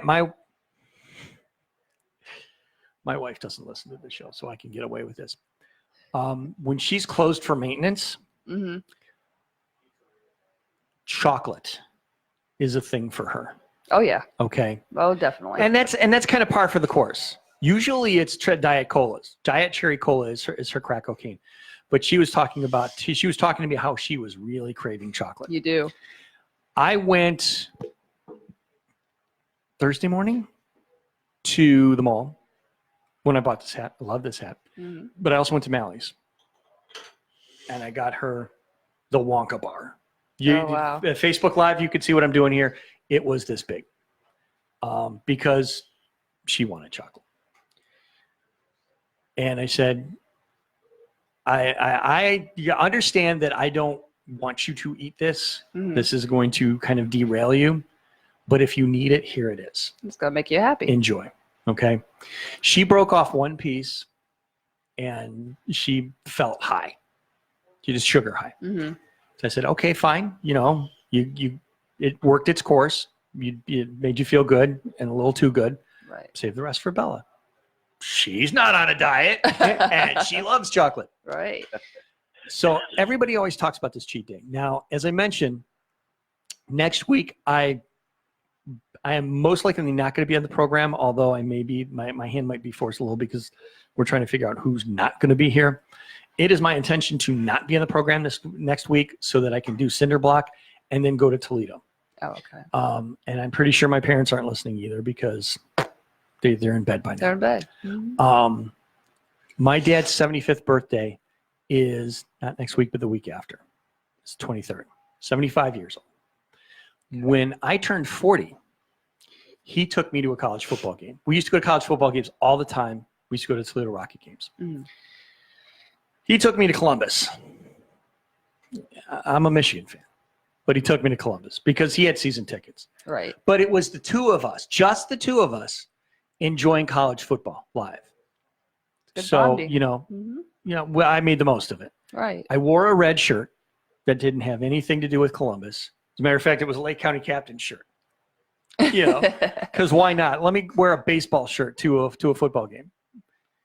I refrained as much as I could, because everybody and their cousin was always shouting, O-H-I-O. Because usually when someone shouts O-H at me, I yell N-O. Ask the Oasts. Right. They hate me for that, but I don't care. I'm taking him to a Mud Hens game. Okay. Now, okay, Mud Hens, take him to an Indians game. The other thing we used to do when I was growing up was we used to go to Mud Hens games a lot. Now, they were cheap, and the stadium they played in was a shithole. But we used to go to Mud Hens games a lot. So I'm taking him to a Mud Hens game next weekend. Here's why I'm bringing that up. Because everybody's talking about the cheat day. I'm doing so well, I fear the cheat day. I don't want to do a cheat day yet. I want to get closer to where I want to be. Right. And then maybe think about and then maybe think about cheating. I want to at least get closer to 200. Right. And then maybe think about a cheat day. But I'm going to be at a baseball park.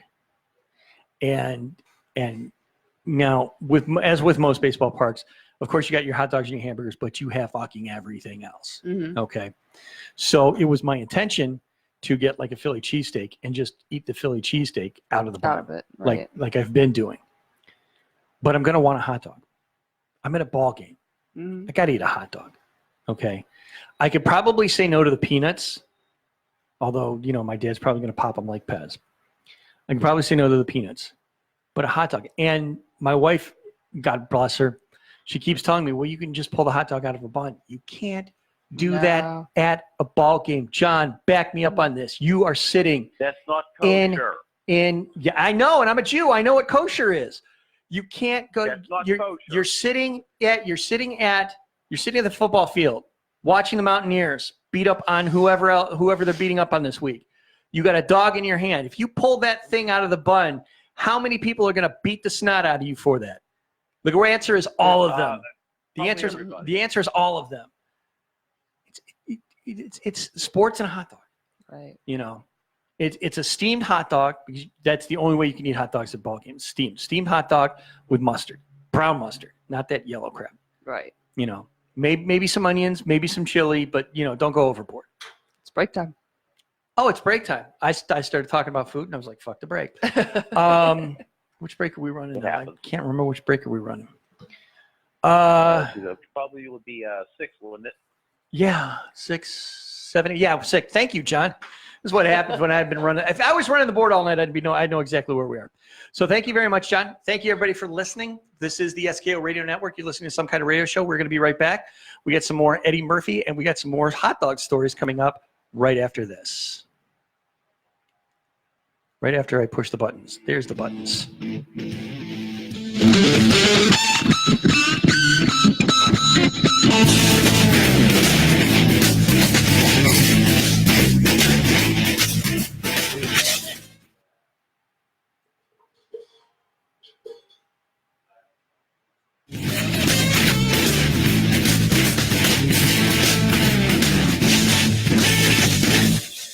You're listening to the SKO Radio Network.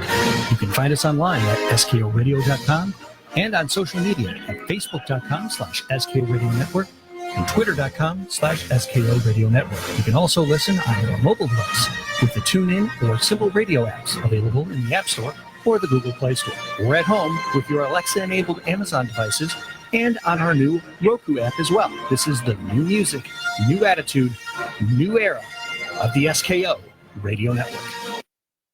Hello there, this is Jack Bob, and you're listening to Some Kind of Radio Show here exclusively on the SKO Radio Network. and we still have 110% itchy balls.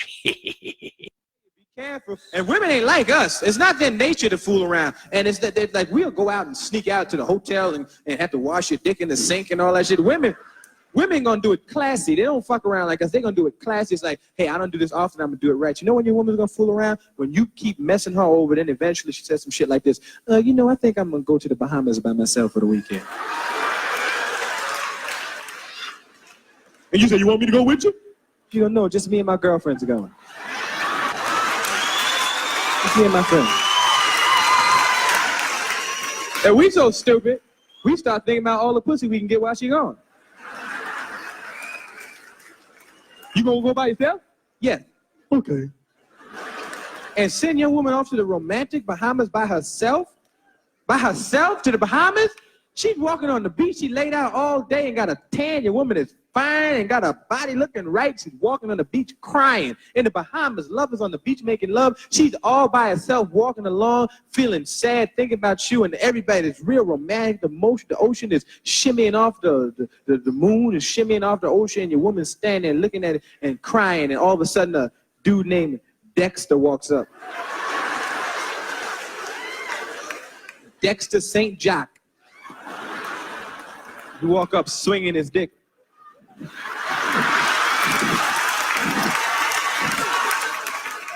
Then he do that smooth Bahama shit on your woman. What a beautiful girl like you doing by herself on the island alone.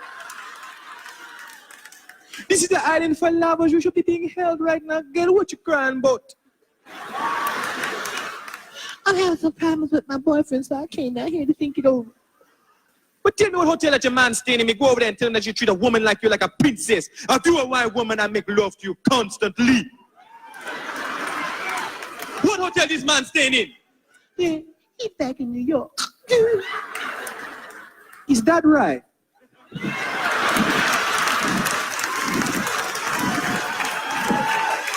Well, listen, girl, won't you come back around my place? We sit down and talk it over. All we're going to do is talk.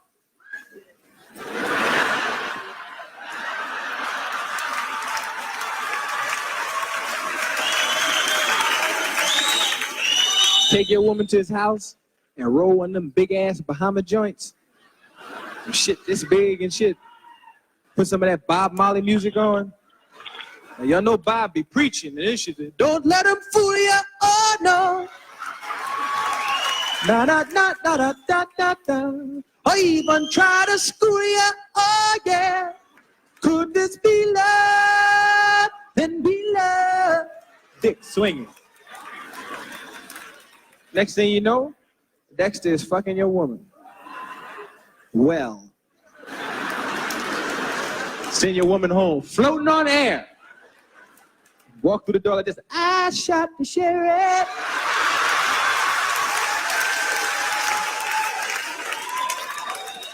And we so stupid, we think it was the weather. We be going, hey, baby, you need to get away more often. And she be like this. And never tell you, it's her little secret. All women have a skeleton in the closet. All women have done something that only them and another person knows about. All women have one skeleton. Even little sweet innocent ones have something that only them and another person knows about. All women. Don't be. I look at the guys looking at their women again like this. You got skeletons in your closet.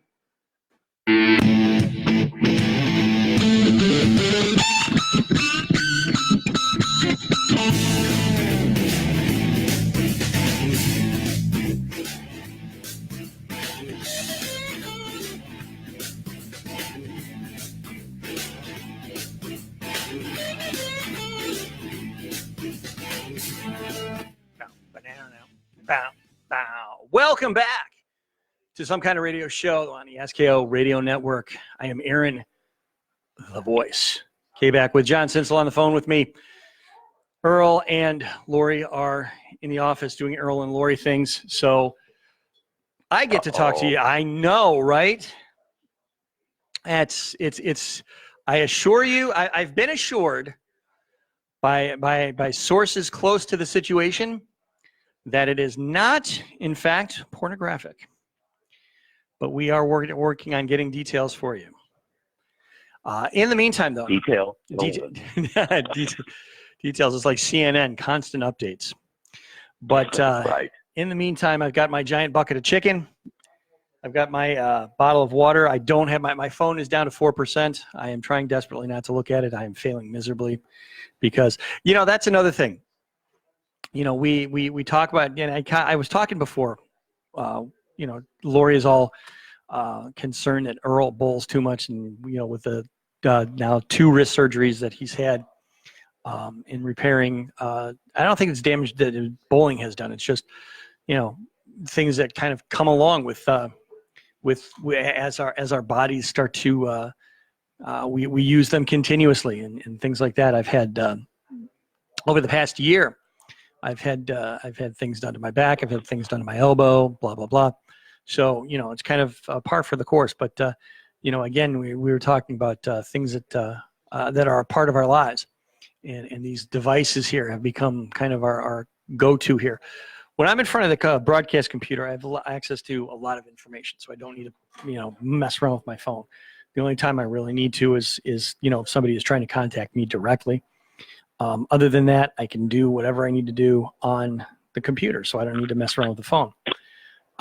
This is not one of those cases. This is one of those where I'm sitting over there in the princess chair, as I think Earl had called it once. I have to, as the program director, I like to try to keep track of who's listening, who's chiming in, who's saying what, who's being a part of the show.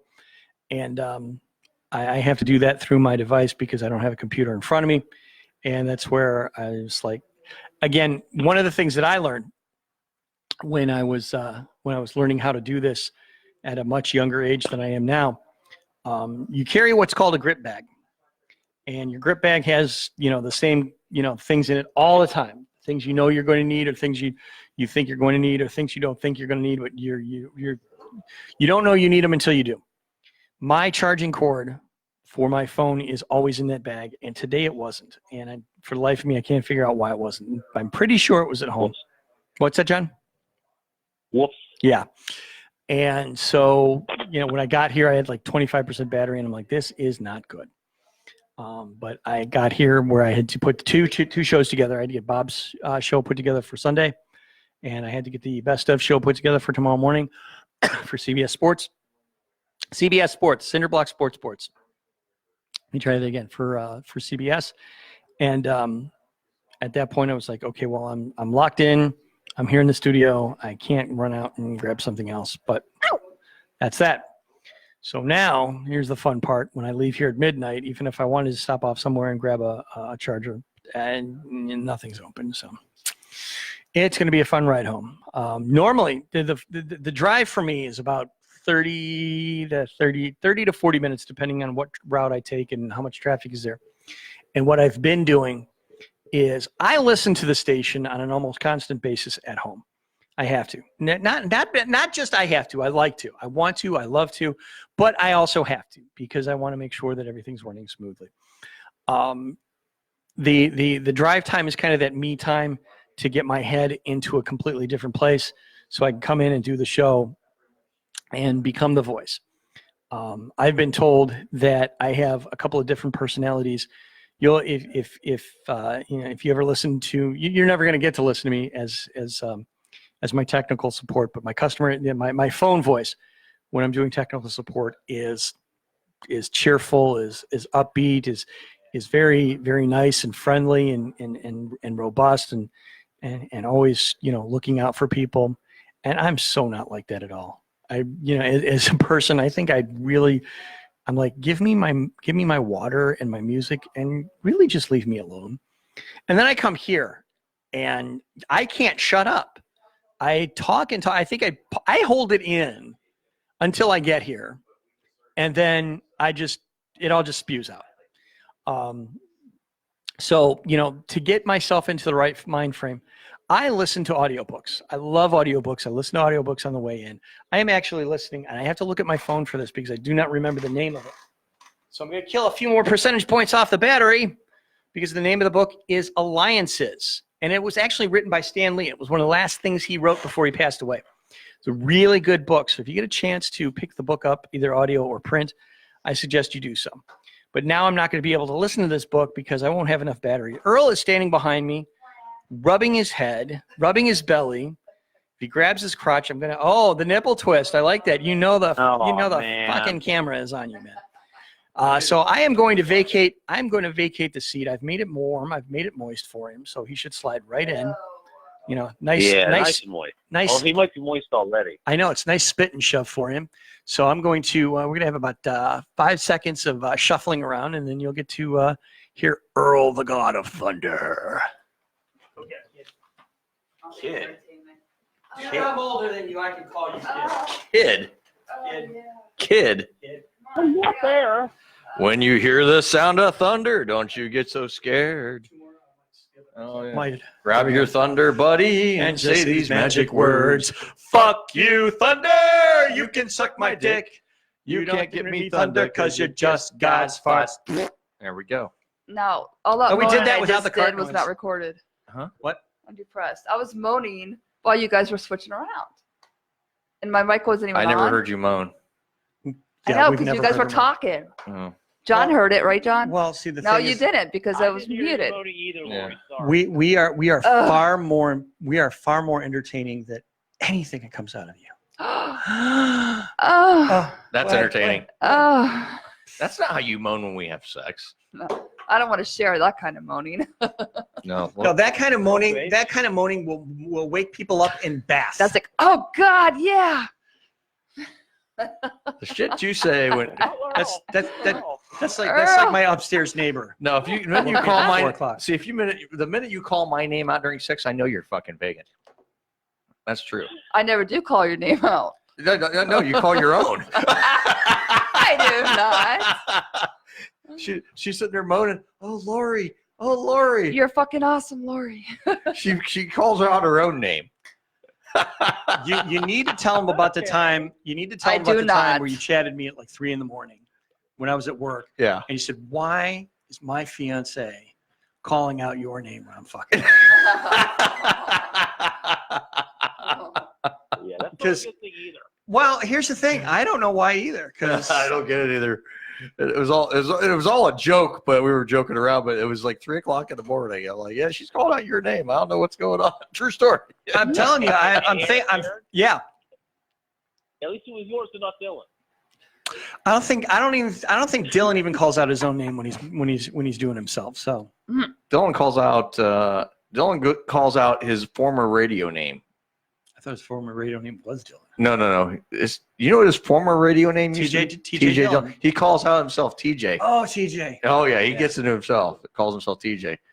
He used to go by TJ Dillon on the radio. You know, before he. We were doing one of the shows that I did that guest host for you. We did a whole segment on radio names. Yeah. Because and just kind of cliff notes it. Yeah.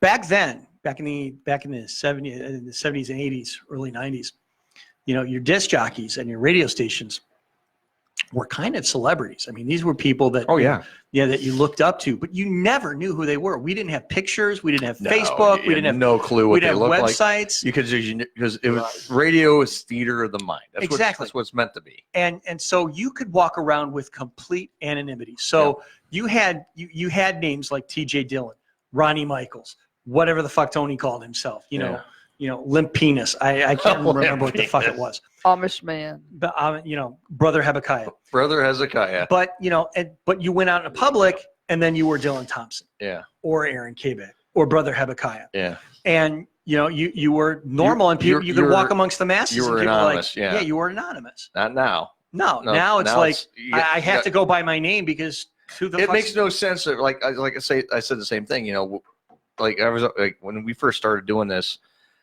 Debbie, God rest her soul, would say to me, she goes, "Hey, why don't you change your name? Go by your middle name. You know, my middle name is Matthew, as well. There's already a Matthew McCune. I have a cousin who died right a few years ago. His name was Matthew McCune, and I was like, well, I don't want to go by Matthew because that's his name. You know, and this is for one. I don't want to go by my middle name. You know, that's like especially in this day and age, because with websites and internet radio and Facebook Live, because that's what people like to see now is behind the scenes. Right. They want to see what's going on now. I mean, you see that with a lot of radio programs, not just us. It happens, a lot of other internet radios. Now, some terrestrial radios starting to kind of get into that. They'll do some little Facebook Live. They're not piping the studio audio in like we do through it. Right. But we. But I mean, even today's jocks. I mean, Yeah. they have their Facebook. They have their Facebook. They have their Twitter. And they're always posting. You will know who they are. And they're always posting videos about themselves, and they're doing their promotion. Hey, join me at 10 a.m., 10, 12, and 1 or whatever for this giveaway, and they're on their own and they're on their Facebooks. Right. And it might be their, and some of them still go by their fake name, their radio name, Right. But you see these people in public, you know who the hell they are. Yeah. There's what's the point of having a radio name anymore? Really don't. Right. Because you're out in the world now. You're recognized. I mean, it's funny. I've even been recognized for this radio station locally, as far as the little bit of local listenership we do get. I've been friended by so many people that friend a lot of just radio people in Northeast Ohio. I'm among, I look at I'll get these friends requests from people I have no idea who they are, and I look at mutual friends, 18 mutual friends, and it's all radio people in the area. Right. It's all, other radio stations, there's all that whole, people from ONE, NIR, MMS. I mean, that's who they friend, Right. I was like, wow, that's kind of, my little internet radio station here, and I'm listed in your friends because, hey, I'm one of the, so it kind of makes you feel good because Right. knowing that, okay, all the mutual friends are all in radio. Right. So it's like, cool, you're and in it's, that and it's group. great to build that kind of network. It's good to have that kind of camaraderie. I mean, Yeah. the fun part was that even though that, I trained in this and I interned in a lot of places, I never really got to build that kind of network until I took one job, in Independence, and I actually worked in the same office with Alan Colon from Kiss FM. Yeah. And we got to be really good friends. He shows up at, he does remotes in Strongsville. And I said, oh, great, I'll stop by. Yeah. And, we talk, we chat, we talk wrestling, we comment on each other's Facebooks. He's been really instrumental in giving me motivation and, I try not to bring up for this. a lot of a lot of the terrestrial stations, but like guys at NIR, for example. Okay, I'm friends with Jim Isabella in real life. Yep. Bob Early, I'm friends with Bob. I'm really good friends with Bob, who runs Rockin' on the River. Right. Really good friends with Bob. Tony's a good friend of his too, but I'm a really good friend of Bob's. Lori got to meet Bob a few weeks ago. Mm-hmm. He's a character, isn't he? Jerry has been, I'll tell you what, Jerry's been a really good friend outside of, being, a fellow radio guy. Yeah. Especially, the Jerry's two a good guy. two guys that, have really just been. Jerry's a hell of a nice man. Two guys that could probably live at the Cleveland Clinic or me and Jerry. Jerry's a great guy. Absolutely. And, one of the nicest people you ever talk to. Yeah. I've met him one time in person. I've never had that I opportunity. met him. You know where I met him. He needs to come by for the finale. I met him. Jerry, if you're listening, come by for the finale. Where I met Jerry at? Where'd you meet Jerry? At the Cleveland Clinic. No, he came to Debbie's funeral. Oh, he did? Yeah. How did I miss that? Yeah, I was preoccupied, but Jerry still. was standing in the back. Okay. He was standing there. I talked to Jerry for just a minute. That's a thank you for coming. That's the only time I ever met Jerry in person. Yep. Hell of a nice guy. I did run into Billy at Deb's funeral, though. Yeah. Billy D's. Yep. Billy D's was there, and he used to be with this station. Right. And also Stan Pyatt. I saw him come in. He came in, and Stan's been a good friend of mine for about the last 4 or 5 years. Yep. And he's still a good friend of mine. Oh, and yeah. he's fighting like crazy. He got stage 4 lung cancer. He's still fighting. He's still kicking it. Yeah. He's doing well. Yeah. He's I guess there's a treatment he's on. I guess he's doing really. He actually looks like Smoking that Holy Green doesn't do bad for you either. No, well, it looks like he's doing. He's actually looks like he's got some weight back. A couple of pictures I've seen of him, but he looks a lot better. I mean, he's fighting. Sure. He's hell of a disease, but he's fighting it, and God bless him. But he's still fighting and he's kicking. Good. And that's good to hear. It's good to hear.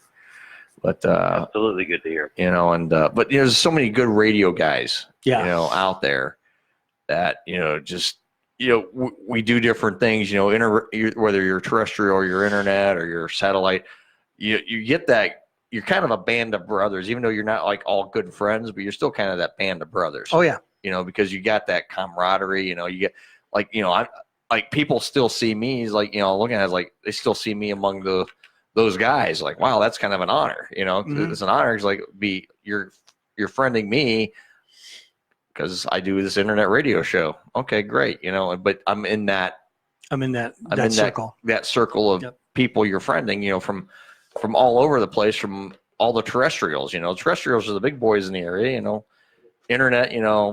We're the little guys. We're still the little guys. The internet radio is still the little guys. Believe it or not. When I was going to broadcasting school in 2000, they were talking about how internet radio was going to be the boom. Yeah. So it was on the horizon. They were expecting. And it's exploding. And the thing is, there's internet radio stations popping up everywhere. I had no idea how big it was. I mean, I knew that we were doing something, cutting edge. Yeah. And breaking. When we got involved in the groups that we got involved in. Yeah. It's on amazing. Facebook. It's amazing how much internet radio is out there. Mm-hmm. I've taken the time to listen to some of it. It is really good stuff. Yeah. One of the groups that I listened to was that I actually got a chance to listen to is one of the sports groups that John and I hooked up with. Yeah.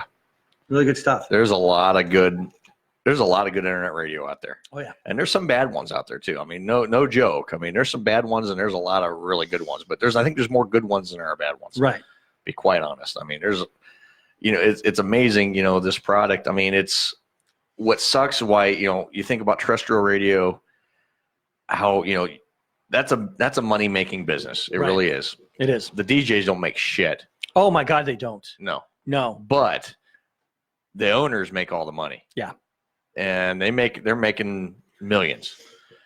Why? That's why when you talk to a terrestrial DJ, unless they're in one of the prime spots, like morning drive or afternoon drive, you're talking to guys who work another job. That's their primary job. Yeah. This is like, I talk to people, I let them know that this is kind of my hobby. Yeah. This I'm doing on the weekends for fun. You love it. Right. Absolutely. I mean, my day job is technical support for the European desk. It's like even this, I pay the bills here. I mean, I pay a lot out of pocket. Don't get me wrong.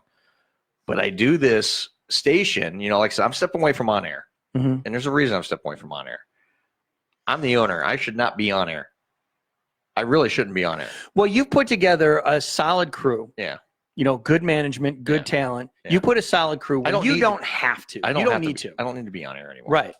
I mean, I was on air because I love doing it. But now I'm getting to a point where now, we were just talking about this earlier before I had to go off. I had to make a personal phone call. Right. I was doing some personal stuff there for a minute. But we were talking about my bowling, when it's time to step away. Right. For me right now, it's time to step away from the microphone. Yep.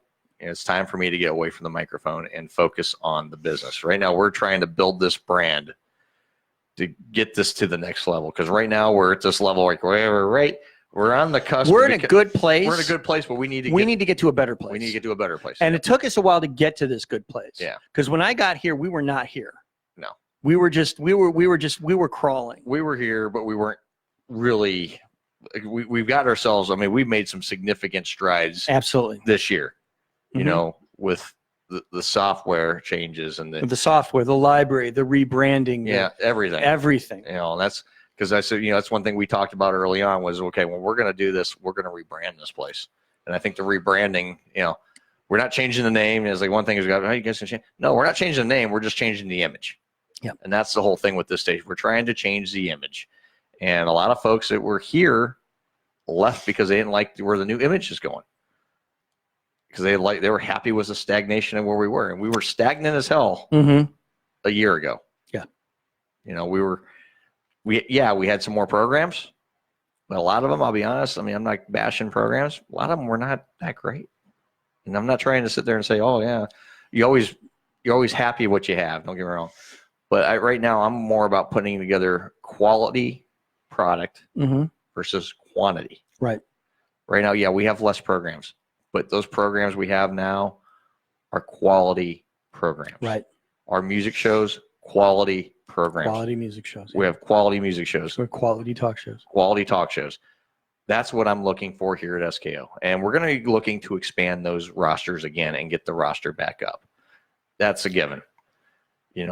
We're getting a lot of people interested, but they're not really interesed in this. We're getting people that are interested. We're not getting people that are passionate. Yeah, exactly. Okay? Yeah. Now, we're certainly not looking for people like myself and Earl. Yeah. Who who do this because we love it. Mm-hmm.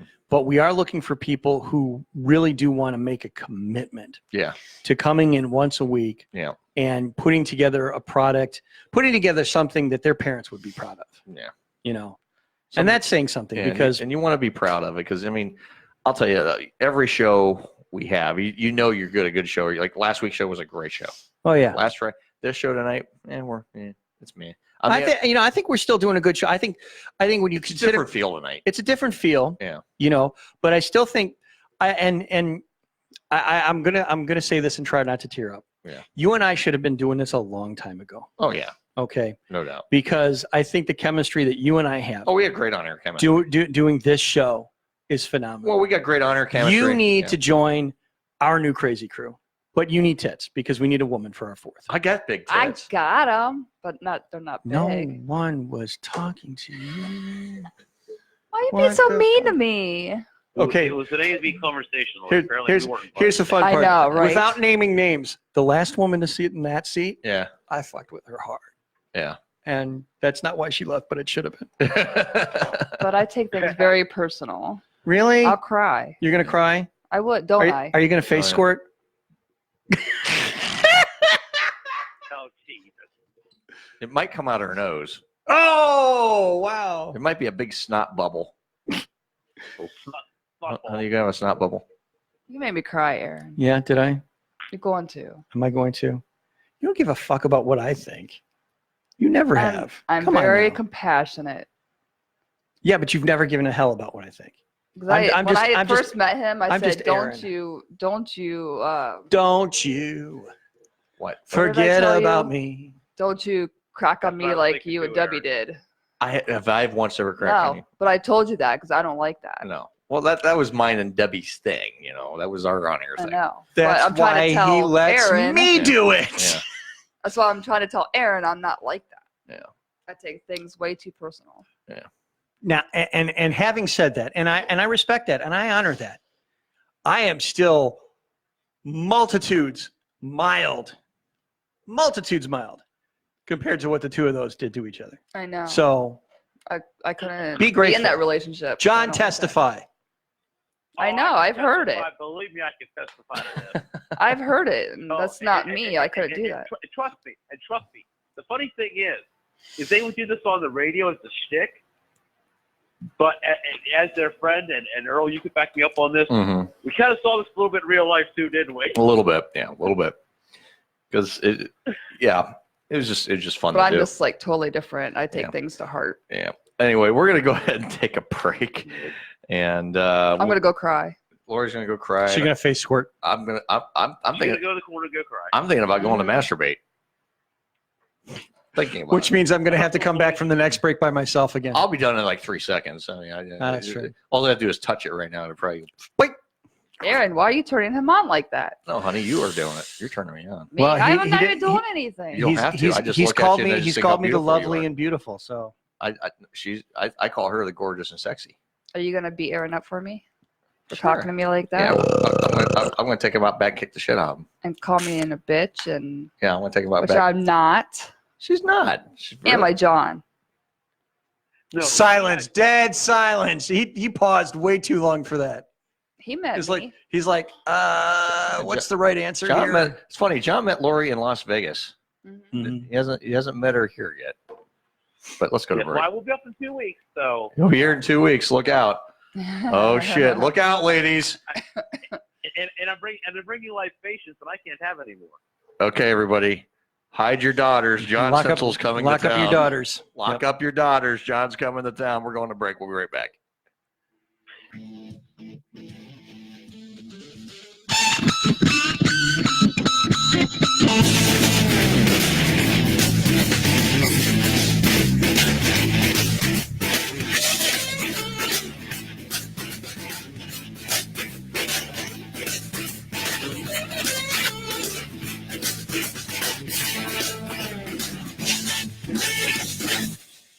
We here at the SKO Radio Network have two causes that we hold close to our hearts. They are to help out children and the eradication of cancer.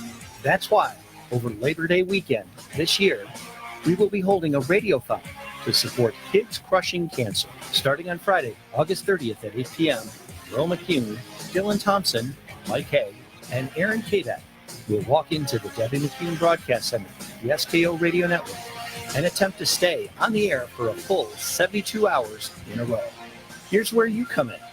If you're a business owner, contact us at 234-706-5857 or office at skoradio.com for hourly pledging opportunities. Once again, that number is 234-706-5857 and the email is office at skoradio.com. If you'd like to donate on a personal level, simply go to skoradio.com and click the donate button on the main page to find out more. Please help us to support this very worthy cause, because no child should have to face cancer alone. The circle is now complete. The old ways have fallen. What once was shall be no longer. We have come out a new station with a new image, a new feel, and a whole new outlook of what is and could be for internet radio. Welcome to the new music, the new era, the new attitude. Welcome to the new SKO Radio Network.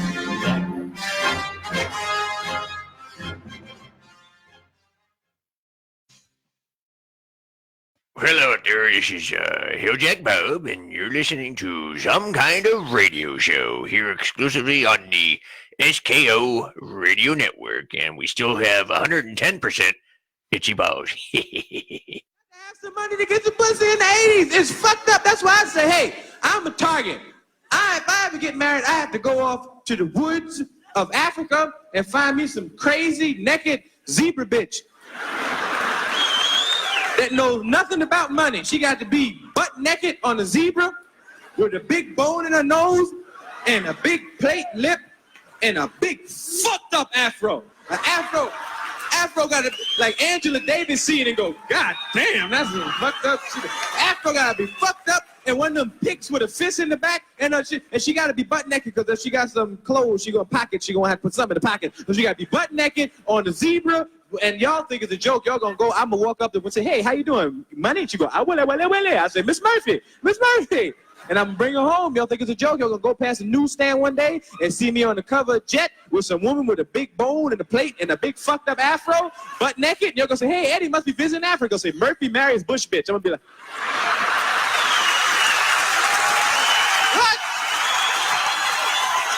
what? Because I ain't getting caught. I refuse to get caught out there. Fuck that. And I'm bring her home and lock her up in the house. You go off to Africa and get you a bush woman, you can't let her mingle with American women because they'll change her shit up. American women stick together. Last thing they want to see is you got some trained bush bitch in your house. They will catch her by herself in the kitchen and throw a monkey wrench in your whole program. As soon as they get alone, they'll be like, I can't stand him. He be running behind him doing everything he tell you to do. Who do you think he is? He ain't no God. You a human being. He ain't supposed to treat nobody. This house is too big for one person to be cleaned up. Why don't you leave? You always crying. Why don't you just leave in there? Oh, you know some girl. Do you know you can take half his money? Did you know you can take half his money? Did you know that?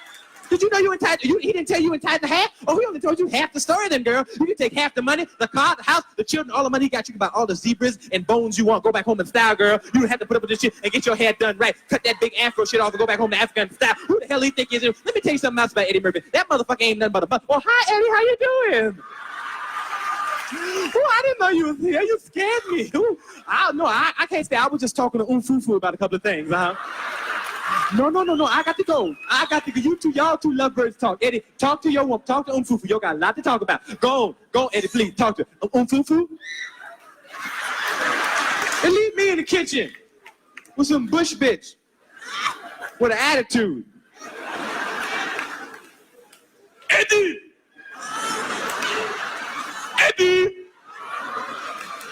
I want to talk to you.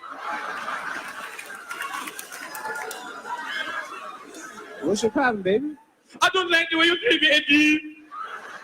You treat me like animal. You was butt naked on a zebra last month. I don't care, Eddie. I'm an American woman now. I want what's coming to me. Eddie, what have you done for me lately?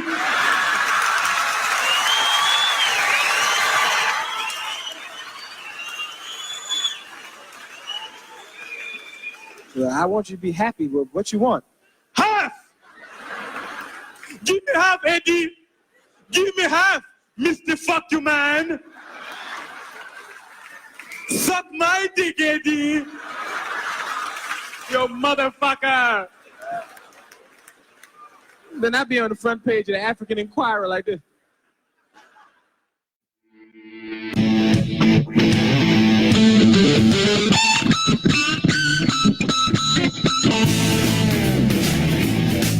Nobody ever does. All right, we're back on Some Kind of Radio Show. It is 10 after 11. If you'd like to call in, we'd love to hear from you. 234-200-5110. We'll put you right through here on Some Kind of Radio Show. As long as you don't suck. I'll say. As long as you don't suck. Well, if you do suck, I mean, we might talk to you too because, you know. Yeah, I'm married. I don't know what that feels like anymore. I mean, let me see. You gonna show me pictures? Yeah, one of these days I'm going to flarn off like that, and my wife's going to be like, you know, I was listening to the show tonight, and I'm like, for the first time in how long? I talk like that because I know you don't listen. So this looks a lot like the one we looked at. Yeah, but it's not. We never looked on anything with Red Wing. I know, but the design's the same. It's the same. It's the same damn layout. Same. It's the same damn layout. Oh, it's a picture of a really picture. nice Why are you kitchen. looking at a picture of a picture? What do you a picture of a swimsuit model or what? No, they're looking at houses. Houses. Houses. Oh, jeez, okay. So he'll be stuck with me forever. Yeah, we are looking at houses. Yeah. I was just going to say that last clip you guys just played, that's my favorite part of the Raw. I'm telling you. Yeah. I want pasta, eh? I want pop. Suck my dick, Eddie. Yeah. My dick, Hey, Eddie Murphy, fuck you. I know you, Eddie. I know you. You're the fuck you man, right?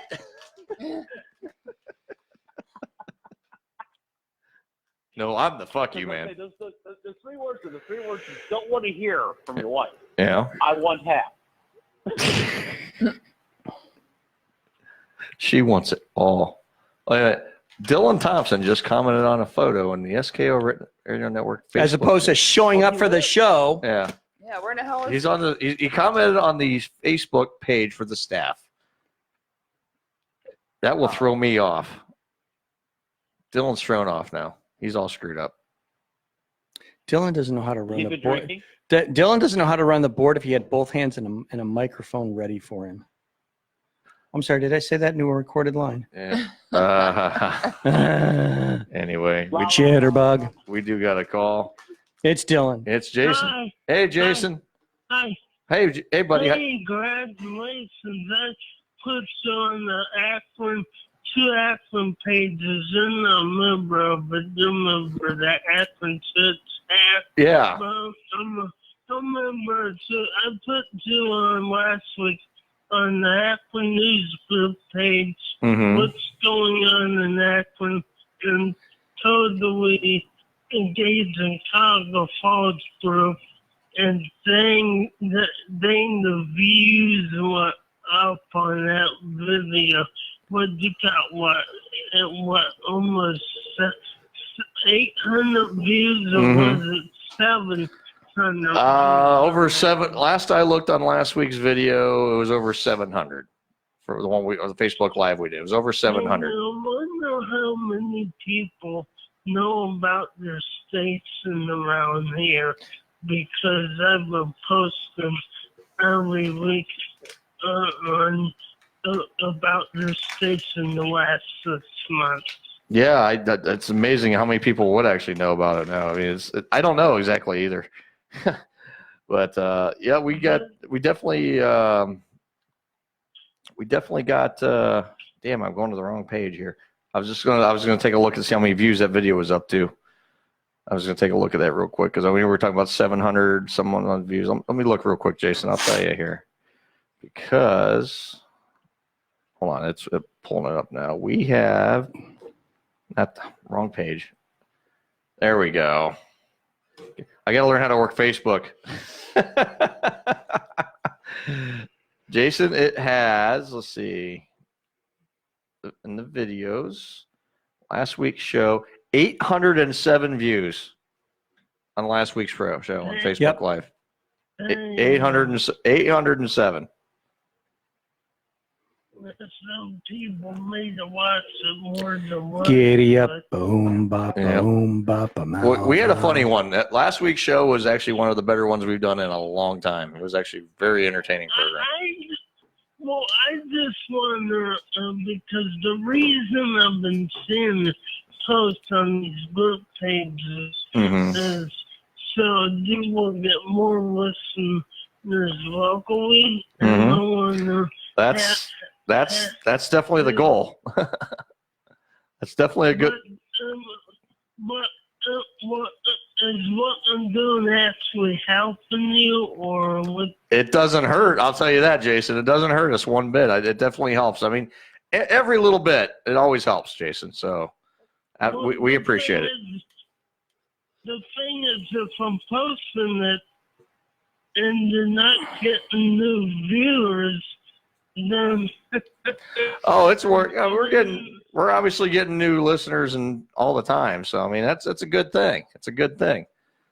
Yeah, I put you on the MMS page the week before that, and I think one person liked the video and never even. I didn't even have mutual friends with the person. Yeah. And that says something right there. But you need to go to your YouTube channel, because anyone can watch YouTube, but not everyone can watch Facebook videos. Here's the thing with YouTube channels. I'll tell you what, because we used to do this show on a YouTube channel. Okay, I got 154 subscribers on YouTube right now. The problem with the YouTube channel, what happens is that the station or the show? The station. Okay. Okay, the station and the show is on the same YouTube channel. Oh. The problem is it's only going to go to those 154 subscribers. And the reason I know that because we tried doing Facebook live videos about a year ago, and it never draw one freaking watcher. And see, before I had the YouTube account, I was watching YouTube videos, and I know why the people that watch YouTube videos and they don't have a YouTube account. I can email people that don't have a YouTube account, and they can see the video. Right. If I see someone on the Facebook account, they have to have a Well, I mean, like, in the reason we did, we got more. I mean, at least on our end here, we got more exposure on Facebook than we do our YouTube channel. We have a station's YouTube channel. We put all our replays on there, obviously, but but we're not. I got people that don't want anything to do with Facebook for obvious reasons, drama or whatever it may be, that just do email or Instagram, and I have posted this information on Instagram, and I had email stuff about the station to people, but it'd be. I miss some of the guys that left, and you said some of the shows weren't doing as good or whatever. We had a couple shows. I mean, what I was trying to get into that was it wasn't that they were doing good. They have the passion, that a lot of the shows, the ones that are still here now, have. I mean, they there's just some behind the scenes things on that, Jason. What I'm getting at, it was a passion thing for a lot of them. They liked what they were doing, but they weren't loving this. It's a passion thing. It's a passion thing. And I mean, the numbers weren't good. I mean, I'm just being honest. That the numbers weren't that good. And I mean, we never told any shows. I mean, we've only ever had to let one show go here completely. We let one program go because of just some inappropriate stuff. But as far as programs here, I mean, everyone has been here. They've come in, they've gone. It's always been their own accord. You know, I mean, it's that's good, even though you're not regulated by the FCC. No. That you have a more conscience to say this stuff. I mean, the one thing I like about that when you do this, so you kind of forewarn people that stuff's gonna be said that's inappropriate. Well, definitely. That's we put that at the top of the show. I mean, this show we have a rating system here. We have 2 ratings: Unleashed and Family Friendly.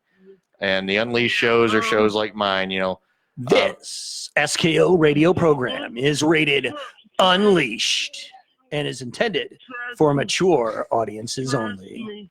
Yeah. If my pastor decides to do pre-recorded shows on Sundays, if our church side by time slot, it will be rated G. Oh yeah, well, it'd be rated family friendly. We understand that. Yep, definitely. Yeah. Oh yeah, and that's why I said we try to have something here for, you know, we want a little something for everybody. You know, we have family we have the kids show on Sunday. That's definitely family friendly. Well, it's it's the kids. They talk about barbecue sauce on their titties. I mean. but it's as family friendly as you can get with teenagers. Yeah. But it's just fun, and I like the saying that you're holding up to people, that you hold people accountable. Oh, we do. You did exactly what you said you were going to do. So one of them, you will tell me what people were doing inappropriate stuff to let them go. You did exactly what you said. Everything here, and thank you for acknowledging that, Jason, because everything I have said from day one, we have done. I mean, I was like flat out, we have done it. I mean, and we still got more things on our to-dos to do. I mean, we still got a lot on the like one thing I've done, and I'll state this, is I turned over running the day-to-day as far as operations over to Mike and Aaron. I run the business. Operations goes to Mike and Aaron. I don't handle any operations of the station anymore. I'm not the operations guy anymore. I turn that. I handle the business end of the things. Like Aaron, we talked about this last week. We talked about this last week. You know, you run the business. Yeah. Mike and I run the station. We've got it pretty well down. Yeah. Mike does the people stuff. When people have people issues, they go to Mike. When the people have station issues, computer isn't doing this, music isn't doing this. You know, hey, can I do this with the board? That's where I come in and go, okay, here's what you can do. Here's what you can't do. Here's what you need me to help you do. So if it's music or station, it's music or sound engineering related, that's me. When it's HR people, you know, hey, I need to take a show off, or you know, people type stuff, that's Mike all day. Yeah. And then you just you do the business thing. You make the business grow. Right. The one thing I was at, that FM station I saw all the time, won't mention, but I was at a remote, and I had someone explain to me doing a show on the radio station and running the radio station is 2 different things. That's by far. By leaps and bounds. That's why I wonder why all the years I listened to the FM station, I never heard one of those two brothers do a show. Yeah, I mean, there's a reason for it. I've seen them, and they're nice guys. Oh yeah, I've met them before. They're nice guys. I think the best thing they did was bringing in the late Howie Physic. I didn't discover him to my senior year in high school, but he came. I was like only 1 year old when they hired him, and he was like this kid, and I think they started something unique. You guys are starting something unique, and hopefully 30 years from now, when we're retired, and the hope is if you have you can sell to a person you trust now. They may have their own style, but there's no guarantees. But even if the kids run that, hopefully. I've already had an offer. I already had someone wanting to buy this place. I said no. I'm sitting here. I'm thinking 30 years from now, Bella, Lori Ann, and Kathy and Casey are going to be running this station. Yeah. The same way we are. Yeah. Only with more estrogen. Hopefully you guys started something, and that guy that up in Cleveland that calls him Wolf. I mean, I never actually listened to the show. I did help him get the word out just like I helped you. I tuned in for only 2 minutes. He's kind of his own style. Oh yeah. Yeah. Everyone's got their own style. That's for sure. Yeah, I don't know if I want to run a show because I just thought about when I looked up to Joe Fine and the late Howie. I just loved the talk show, but to find out that people got death threats over the years. I mean, I have a cousin that was in the Christian radio.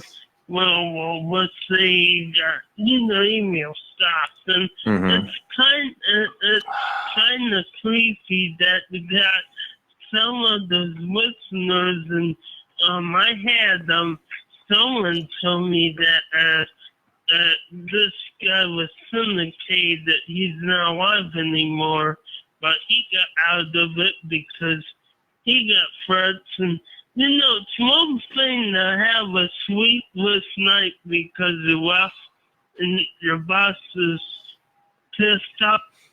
You don't know if they're going to come in the next day and your boss would say you're fired. But then the deal with customers that are threatening to take their life away, that kind of, I'm not sure if I would want to do so if that's going to be the case. That's one thing. Yeah. That's one thing. Right. But I told you what, I'm more pro-gun than ever. Right.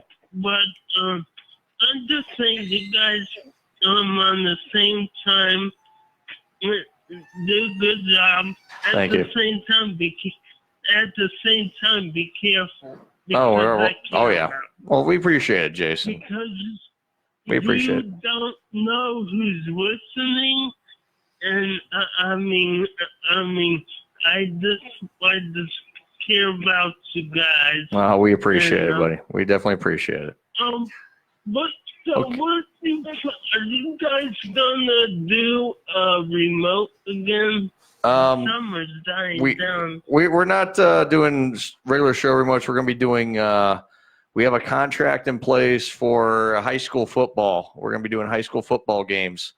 Starting we're going to be doing high school football. We're doing 10 games. Are you gonna be covering?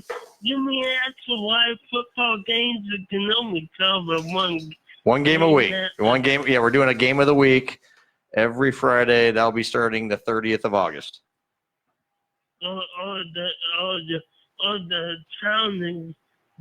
town guy would the town the guy going, well, that he gives out football scores at that time. Now what's going to happen to this show? Because it's going to be this show. I mean, I'll give you this, and I'll give you the information. And I'm gonna run the break, Jason. This show, like I said, I myself have 2 more weeks, and then I'm done. I'm done being on air. I'm gonna be playing the office guy from now on. What's going to happen is we're going to continue the show on Fridays until that week.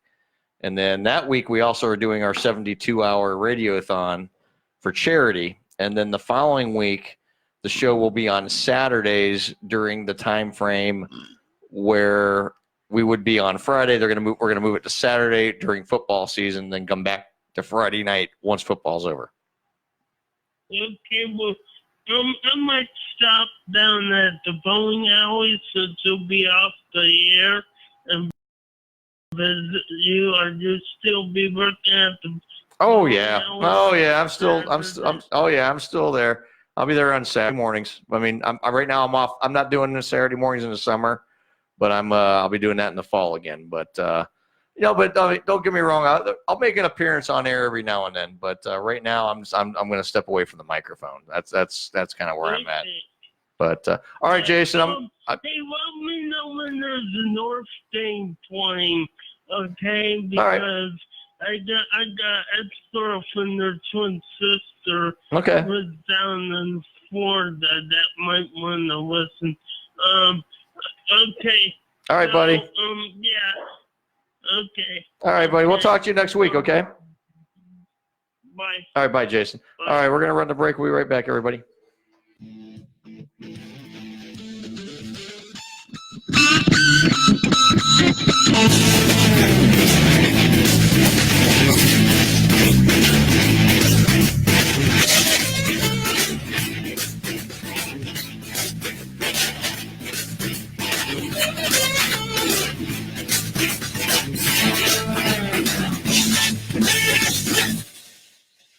We here at the SKO Radio Network have 2 causes that we hold close to our hearts. They are to help out children and the eradication of cancer.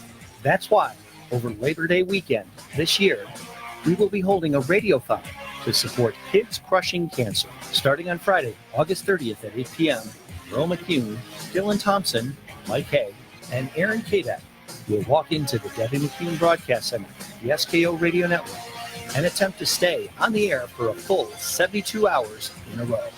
Here's where you come in. If you're a business owner, contact us at 234-706-5857 or office at skoradio.com for hourly pledging opportunities. Once again, that number is 234-706-5857 and the email is office at skoradio.com. If you'd like to donate on a personal level, simply go to skoradio.com and click the donate button on the main page to find out more. Please help us to support this very worthy cause, because no child should have to face cancer alone. Hello there, this is Hilljack Bob, and you're listening to Some Kind of Radio Show here exclusively on the SKO Radio Network, and we still have 110% itchy balls. Man, I call my mother up. You know how you do when you get depressed. You call your mother, you get your ass whipped. First thing you do is call home. I call my mother's house because you want to hear your mother say, it's going to be all right, baby. It's going to be okay. Just take it. It's going to be fine. You just come on home. Shh, stop crying. Come on. I'll cook you something to eat. I'll cook you one of them big old hamburgers I used to make before. Come on home. And you want that big burger when you get a little older. I called my mother's house. It was a Friday night. The phone rang for a half hour. It was my pops was home, and on the weekends, my pops gets drunk. I was praying he wouldn't answer the telephone, because I'm standing there bleeding. My lips are swollen. People walking by going, hey, Jimmy Walker. I'm going, no, I'm here. I just had a fight. So I'm standing there. I'm praying my father wouldn't answer the phone, and I picture this going on while I'm standing. My pop's home like this drunk. This is my house.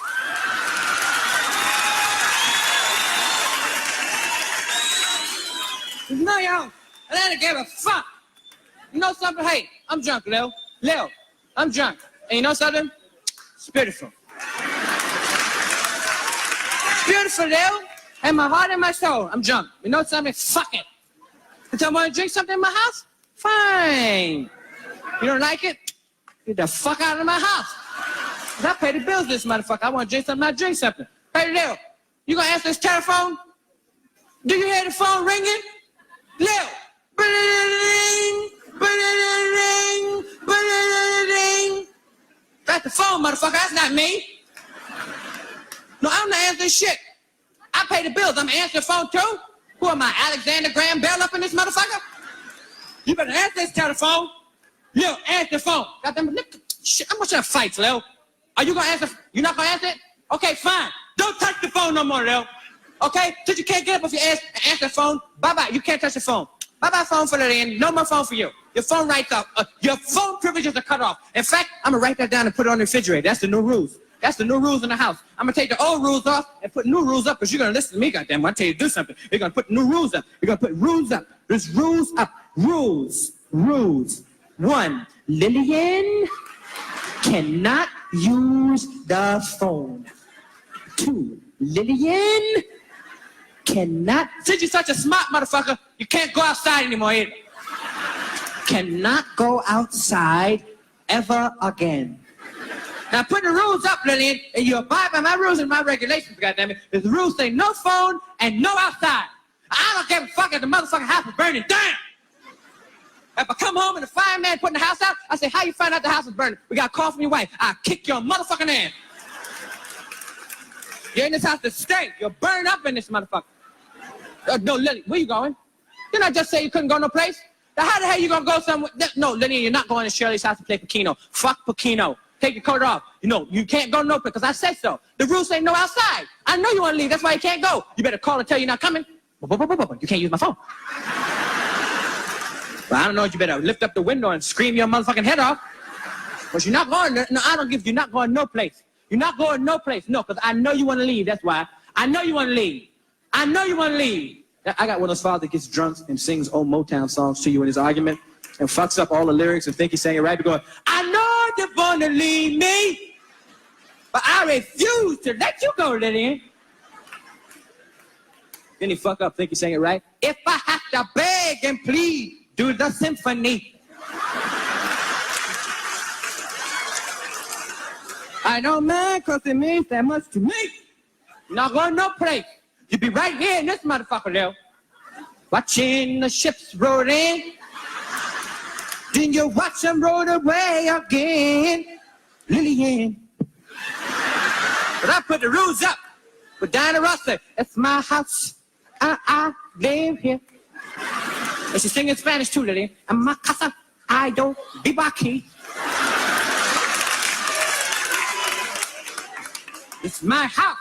I don't give a fuck. Do you hear this phone ringing, Lillian? I'm gonna answer this phone because I know it's Shirley and let my phone ring for a half hour. And you're not supposed to let a phone ring for a half hour. You let it ring 2-3 times and hang it up. That's a lonely bitch at the end of that line. I'm gonna tell her about herself. Hello? Shirley? Bitch, if you ever let my phone ring like this again, who? Shirley? What's wrong? Hey, what's wrong? Hey, what's wrong with you? What you crying about? Eddie, what's wrong with Eddie? What's wrong with you? What? You had a fight? Lillian, give my pistol. Who you had a fight with? What? A disco? Or Danny Terrio? Fuck you doing, Danny Terrio? And Jimmy Walker ate lips and shot. What? Lillian, A had a fight in the disco with Danny Terrio and shot Jimmy Walker. He shot him in the lips, Lil. Eddie, why'd you shoot Jimmy Walker in his lips?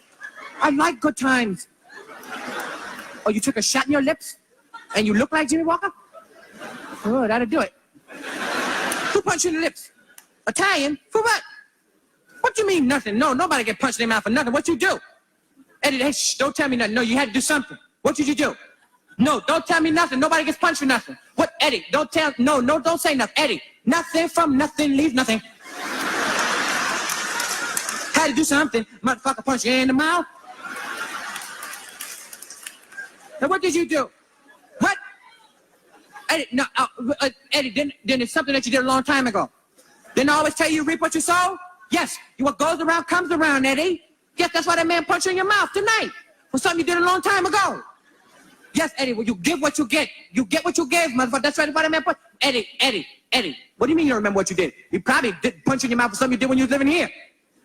I didn't catch everything that you did. I work all day, you play all day, Eddie. Eddie, who broke that lamp in 1971? It was you. Yes, it was. That's why that man kicked your ass tonight. If he's still there, I appreciate it. If you go up and tell me that your father said thank you.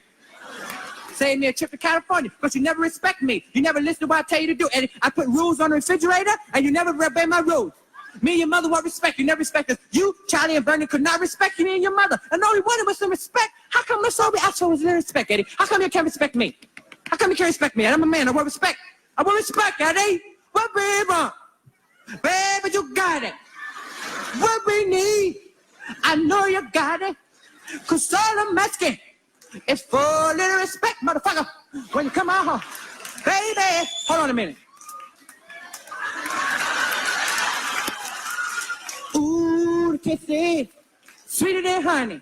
R-E-S-D-C-P. Find out what you mean to me. R-E-C-T-T-T-P. Motherfucker, you know about it. Respect. You never had no respect for me, and that's why that man kicked your ass tonight. And when I was a child, I respect my parents. And we didn't have shit, okay? I had shit with Eddie. Me and my brothers and sisters didn't have shit. I had 11 brothers and sisters, Eddie. My father made 13 cents a week. He worked at the Coleco Toy Factory, Eddie, and made 13 cents a week. That's not a lot of money when you have 11 children. Well, he didn't have all the fancy things like you, Charlie and Vernon. We didn't have fancy luxuries like food. What the fuck you gonna eat on 13 cents a week? We had to eat whatever my father brought home from work. We ate the toys, Eddie. That's right, we ate the toys and we never complained because my mother can cook her ass off. Yes, she can. My mother get some hot sauce and some salt and pepper, make a Tonka truck taste so delicious. The wheels will melt in your mouth, Eddie. And you appreciate it. And you never complain. And it was all for one and one for all. We always stuck together. But Eddie, the only time I heard my brothers and sisters was once. I came home from school and my mother had made a birthday feast for my father. She had cooked and slaved over the stove all day and made enough food for 13 people to feast on for my father for his birthday. And I sat down and ate it all by myself. I ate it all, Eddie, by myself. And my father came inside the kitchen and put his little birthday hat on. And I never forget, he looked at all the children and he had a tear in his eye and he said, which one of you kids sat down and ate a whole fucking game of Monopoly by itself? And I ate it all, Eddie. Boardwalk, Park Place, Illinois Avenue, the shoe, the boat, the hat, the cannon, the Connecticut Avenue luxury tax. Eddie, I even ate those cheap purple motherfuckers at the go. That nobody buys. I ate them. I ate Baltic and Ralph Avenue. Yes, I did. And then I sat down and ate my father's birthday cake, too. No, it wasn't a cake. We couldn't afford a cake. It was 2 Etch-a-Sketches on top of each other. 2 Etch-a-Sketch cake. That's right. And we couldn't afford no icing, so my mother would write Happy Birthday Pop on the front of the Etch-a-Sketch. And you know how you made a wish? You shook it till the words disappeared. Then you ate the Etch-a-Sketch, Eddie. And that was your birthday cake. And we never complained, Eddie. We were happy to get that. All for one and one for all. We would get dressed to go to school in the morning. And let me tell you something about our clothes. We didn't have clothes like the other children. We had to wear whatever my father brought home from work, Eddie. We wanted toys. Each day, my mother would wake up and open 11 Twister games, Eddie. And she would roll a Twister match on the floor. And me and my 11 brothers and sisters would wrap the Twister match around our body like a suit. And then we get a Hot Wheels racetrack and put that around our waist as a belt, Eddie. And if there was no Hot Wheels, we used Johnny Lightning. If there was no Johnny Lightning, we ripped up a hula hoop and we put that around our waist. But we went to school, goddammit. And the other children would want to make fun of us because we got on Twister suits. And it's no fun to get your ass kicked in a Twister match. Right foot blue, left hand red, Eddie. There's a goddamn game of these kids. I'm standing on the corner, a motherfucker is spinning the spinner and kicking my ass, Eddie. Then I gotta go to school and watch the other children eat real food. I gotta sit there watching them eat peanut butter and jelly, bologna and Swiss, ham and cheese. I got a goddamn silly. So be careful. Get married. I went out, found the perfect woman, 19 years old, beautiful face, a virgin. Nobody ever fucked her. And I had an ass like this, pow. And the ladies like, blam. The titties like, pow. She was so fine. She's one of the people that's so fine. When you see them, they make you ugly. You be like, God damn, who is that motherfucker? She was fine. I cut all my girls off and said, that's it. I'm getting married. This is it. Gonna be me and her. I was so happy. And I went out and I went shopping. And I was waiting on the line. And I saw the Inquirer magazine while I was waiting on the line. And I saw Johnny Carson on the front page. It was a picture of him like this. Then I said, what's up with Johnny? I turned to the inside story, and his wife was on the other page, and she was like this.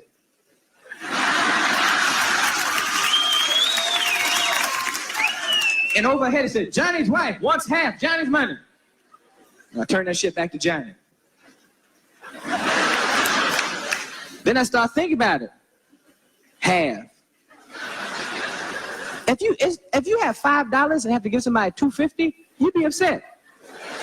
Johnny had to have at least $300 million and have to give up $150 million, and they weren't even married but 10 years and $150 million. Give me a fucking break. What? And ladies, no, here's a woman I'm gonna say right on. No, you can't, baby, that's not fair. Not no $150 million. I see a lot of you ladies sitting there going, get all the money you can. Shit, I'm glad she did get all that money. She earned it. She earned it. That you damn right. She was married to him. She deserved that money. Get the fuck out my face with that bullshit. No. Stop it.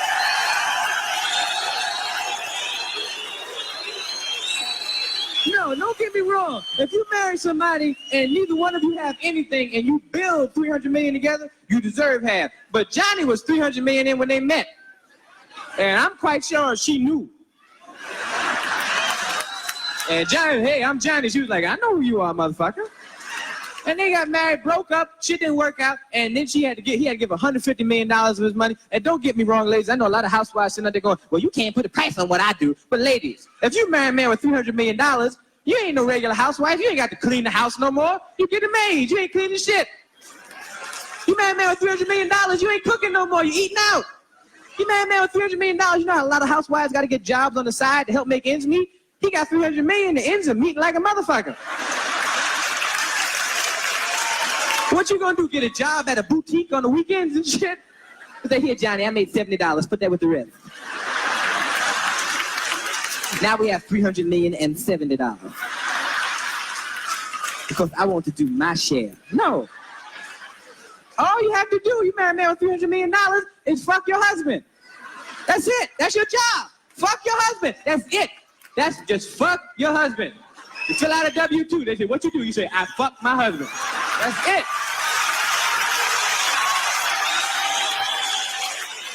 And I've had my share of pussy. I have yet. Even if the pussy was great and sparks shot out the woman's ass and cannons bled and the mountains crumbled and the seas roared, no pussy is worth $150 million. No pussy. I like to meet some pussy like that. Put the shit on layaway. That shit scared the shit out of me. Half? I was petrified, man. You know what's real scary is that American women in the 80s have become very business conscious. Y'all the most resourceful and the most business smart women on the planet now in the 80s. And it would be an asset to us as American men if you weren't so vindictive. Because the two don't match. It's like, and then what's really fucked up is that y'all are the most loving people. American women are all off into this romance, want to be romantic, and they generally fall in love with you. Now, love and money do not mix. The shit don't mix, especially you got a business smart woman, the love and shit, you go up to a woman and say, baby, I never met anybody like you before in my life. I never met anyone like you either. Why don't we be together? Why don't we be together? Baby, will you marry me? I thought you would never ask. Well, before we get married, why don't you sign this prenuptial agreement?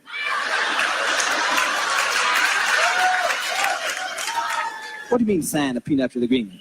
Well, that's the contract that stipulates if we would ever break up. You take what you had when you came into the relationship, and I take what I had.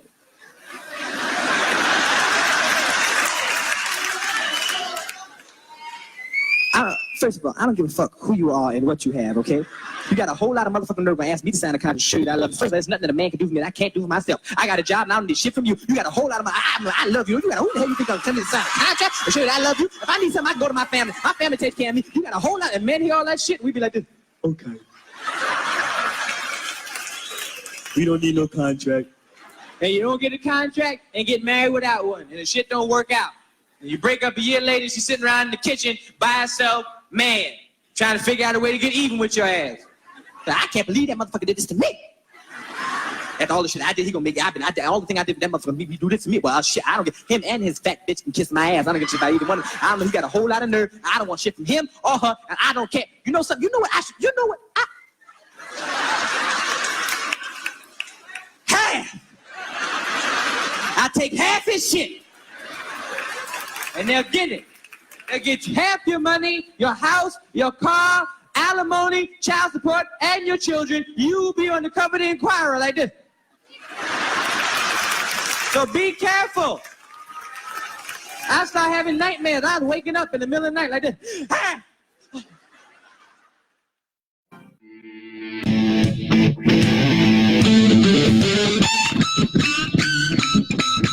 back to the land of the pain in the head. Dude. Okay. I'm sitting here trying to hold dinner down. I'm watching this. This is fucking nasty as hell.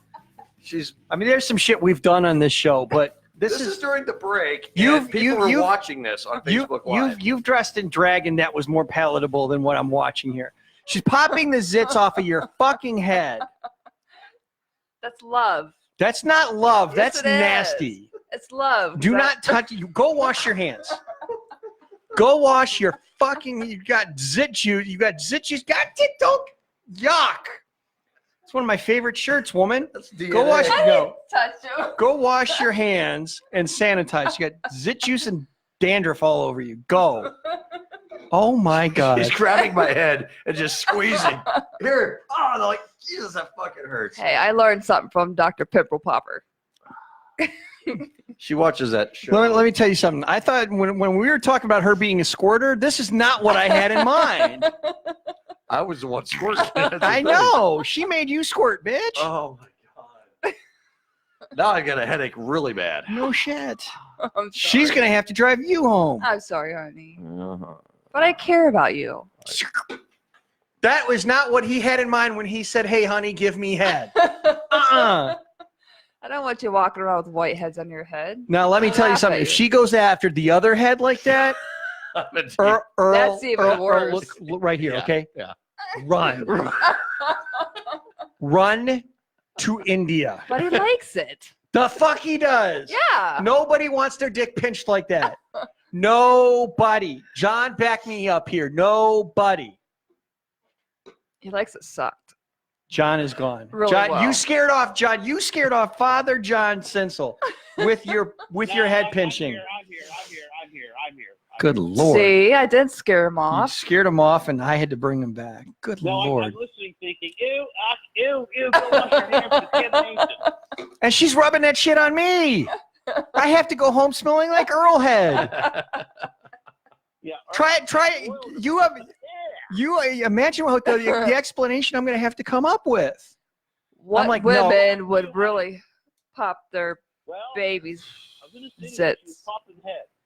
Yes. Yeah, you know what my wife does when I have pimples?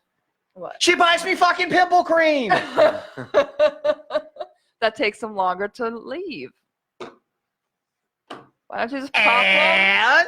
Just pop them and let it heal. Pop them and let the pus run. Isn't that what you do downstairs? Yeah. Good God. Pop them and let the pus run. I'm telling you, we've gone from shit to shit to shit. I mean, I don't want to know what next week's show is going to be like.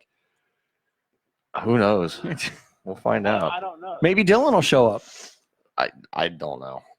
Aren't you happy, honey, that I care about you that much? Well, yeah, of course I do. And all this during the Eddie Murphy segment where he's talking about, I want half. She doesn't want half. She just wants you to be in pain for the rest of your life. No, I don't. You're gonna. Honey, I love you. Oh, Earl, you want to fuck with me? Come here. Come here. Let me squeeze your head. Yeah. This is Earl McCune, and my fucking head hurts now because Lori squeezed everything out of it. I think she got some brain matter too. I'm telling you. Man, shit hurts. I'm sorry, Oh, honey. it's okay. I was And complaining. a couple killed brain cells. And you were worried about my wrist hurting. Now my head really hurts. She's I'll worried make about it my up wrist to you. hurting. You'll make it up to me. I'll make it up to you tonight. How are you going to make it up to me tonight? Not tonight. I've got a headache. Oh, yeah. Not tonight, See? honey. I got a You headache. ain't going to be able to. I got a headache. Yeah, I hope you got all of his Sucks ass for you. juice off of your vibrator because that's going to Sucks be your for friend you. tonight. It's already sucked for him. You made his head hurt. It was all part of her master plan because she's like, maybe you'll get a headache tonight. I won't have to suck him off. Yeah. It's all part of her master plan. Oh, No. I love it too much. All the batteries, right, Earl? Yeah, right. Oh, shit. I love sucking too much. You should get that. You should get that put on a T-shirt. I love sucking I too love much. sucking. You know, we should make one up just for Lori. We should get that. We should get where it has the radio logo on the front. Yeah. And just that on the back. That's it. I love sucking too much. I don't think the logo company's going to make that. they might write us back and go. No. No. I got it. I don't know if I want to hear. Logo on the front. Yep. The back says I suck. You know how my shirt says Aaron and then in parentheses it has the voice? Yes. Lori and in parentheses sucks really good. Not even close. Not even in the same zip code. What were you thinking there, Aaron? I suck. Really good. She went from being really good. She went from being eye candy to I suck. Earl. Yeah. The I suck by Apple. Here's some things. The I suck 4S. Here's Lori. Some stuff happened. She sucked my dick. Like a lot. A lot. The Batman thing. Like a lot. Like a lot. And I don't complain. and we did things in an order it may surprise you. And her lips turn blue. Or purple. Deep purple. Why do I want to know that Earl has blue cum? No, it's my lips. Because I suck too hard. I blue balls by itself. I suck too hard. Okay. Wow. He's a very lucky man. She might get one on the rebound. Give it a moment. Hey, just wait for 2 weeks from now, Earl. Yeah. 2 weeks from You now. won't remember a thing. I won't remember a thing. Okay. Well, yeah. The pimple juice will finally run out. That's all the brain matter. That's that pimple juice. The intern last week. Yeah. Oh my God. I relive that one. I'm laughing my ass off. And my wife comes in and is like, what is so funny? I'm like, last week's show. So what did you do? And it's like, we got the intern drunk. Like, yeah, but you guys drink like, no. We got the intern drunk. Yes. Has anybody heard from him since then? No. I haven't heard a word from him. He hasn't put anything. He hasn't put anything on Facebook. Nothing. Anything. Is he okay? In the last 7 days. I don't know. I want to say yes, but I can't confirm that. I mean, I've seen him post other things on his, other things, but nothing station related. No, nothing station related. Yeah. I think he said, you know what? So he's alive. I tried. Oh, he's alive. I tried to hang with him, but man, those fucking alcoholics at that radio station. Yeah, pretty much. It was peer pressure. He felt, it's like, oh man, I can't hang with those guys. Can't hang with them guys. Now, you know what he thinks like? It would be like the thing with Eddie Murphy. Those fuckers are crazy, man. Yeah. Oh, yeah. Speaking of, you know how you guys had the idea. Go to the Cartwell for a second. I'm going to tell the story. You had the idea where you guys were going to do the you guys going to go drink for drink. Yeah. And have the off-duty officer do the field sobriety test. Yeah. And I said, I talked about how I was going to be the only one sober one here and have to drive everybody home. Yeah. And then Mike said, well, we've got our alcohol. We're going to get you carved up. We're going to have, cake and everything else and everything else. Play the very last cart. Chocolatey, this one? Yep. Okay. Well, I want to get wasted. I want to get totally wasted. I want to get wasted every single day of my life. I want to get chocolate wasted. Yeah. Nice. That is what's going to happen. If you just carb me, I'm going to get chocolatey wasted. Chocolatey wasted. Yep. He's going to get chocolatey wasted. He said that when I was watching the replay of the show, and that's the first thing that came to mind. Yeah. That's what I was trying to think of on the air. I'm like, I was going to get chocolatey wasted. It came to me when I was listening to the replay, and I'm like, yeah, we need that on a cart. Yeah, I'm going to get chocolatey wasted. Chocolatey so we have wasted. chocolate. I filled up a cart wall. I need a second cart wall now. Yeah, you need another cart wall.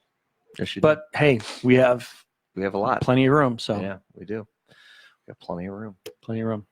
Well, it's about that time. It's about that time. We get about 35 seconds till we go off the air. But I just want to thank everybody who did tune in tonight and joined us here live. And we'll be back next Friday for the next to last edition of Some Kind of Radio Show with me as the host. And the following week will be my final show. And The last episode of version 4. yeah, we call it version 4 because there's 4. Well, we already know why because we can count. But we'll Tune into the finale and we'll explain the versions. How about that? Yeah, there we go. The virgins? We'll explain the virgins. We'll explain the virgins. Yeah, Eric will be here so he can explain the virgins.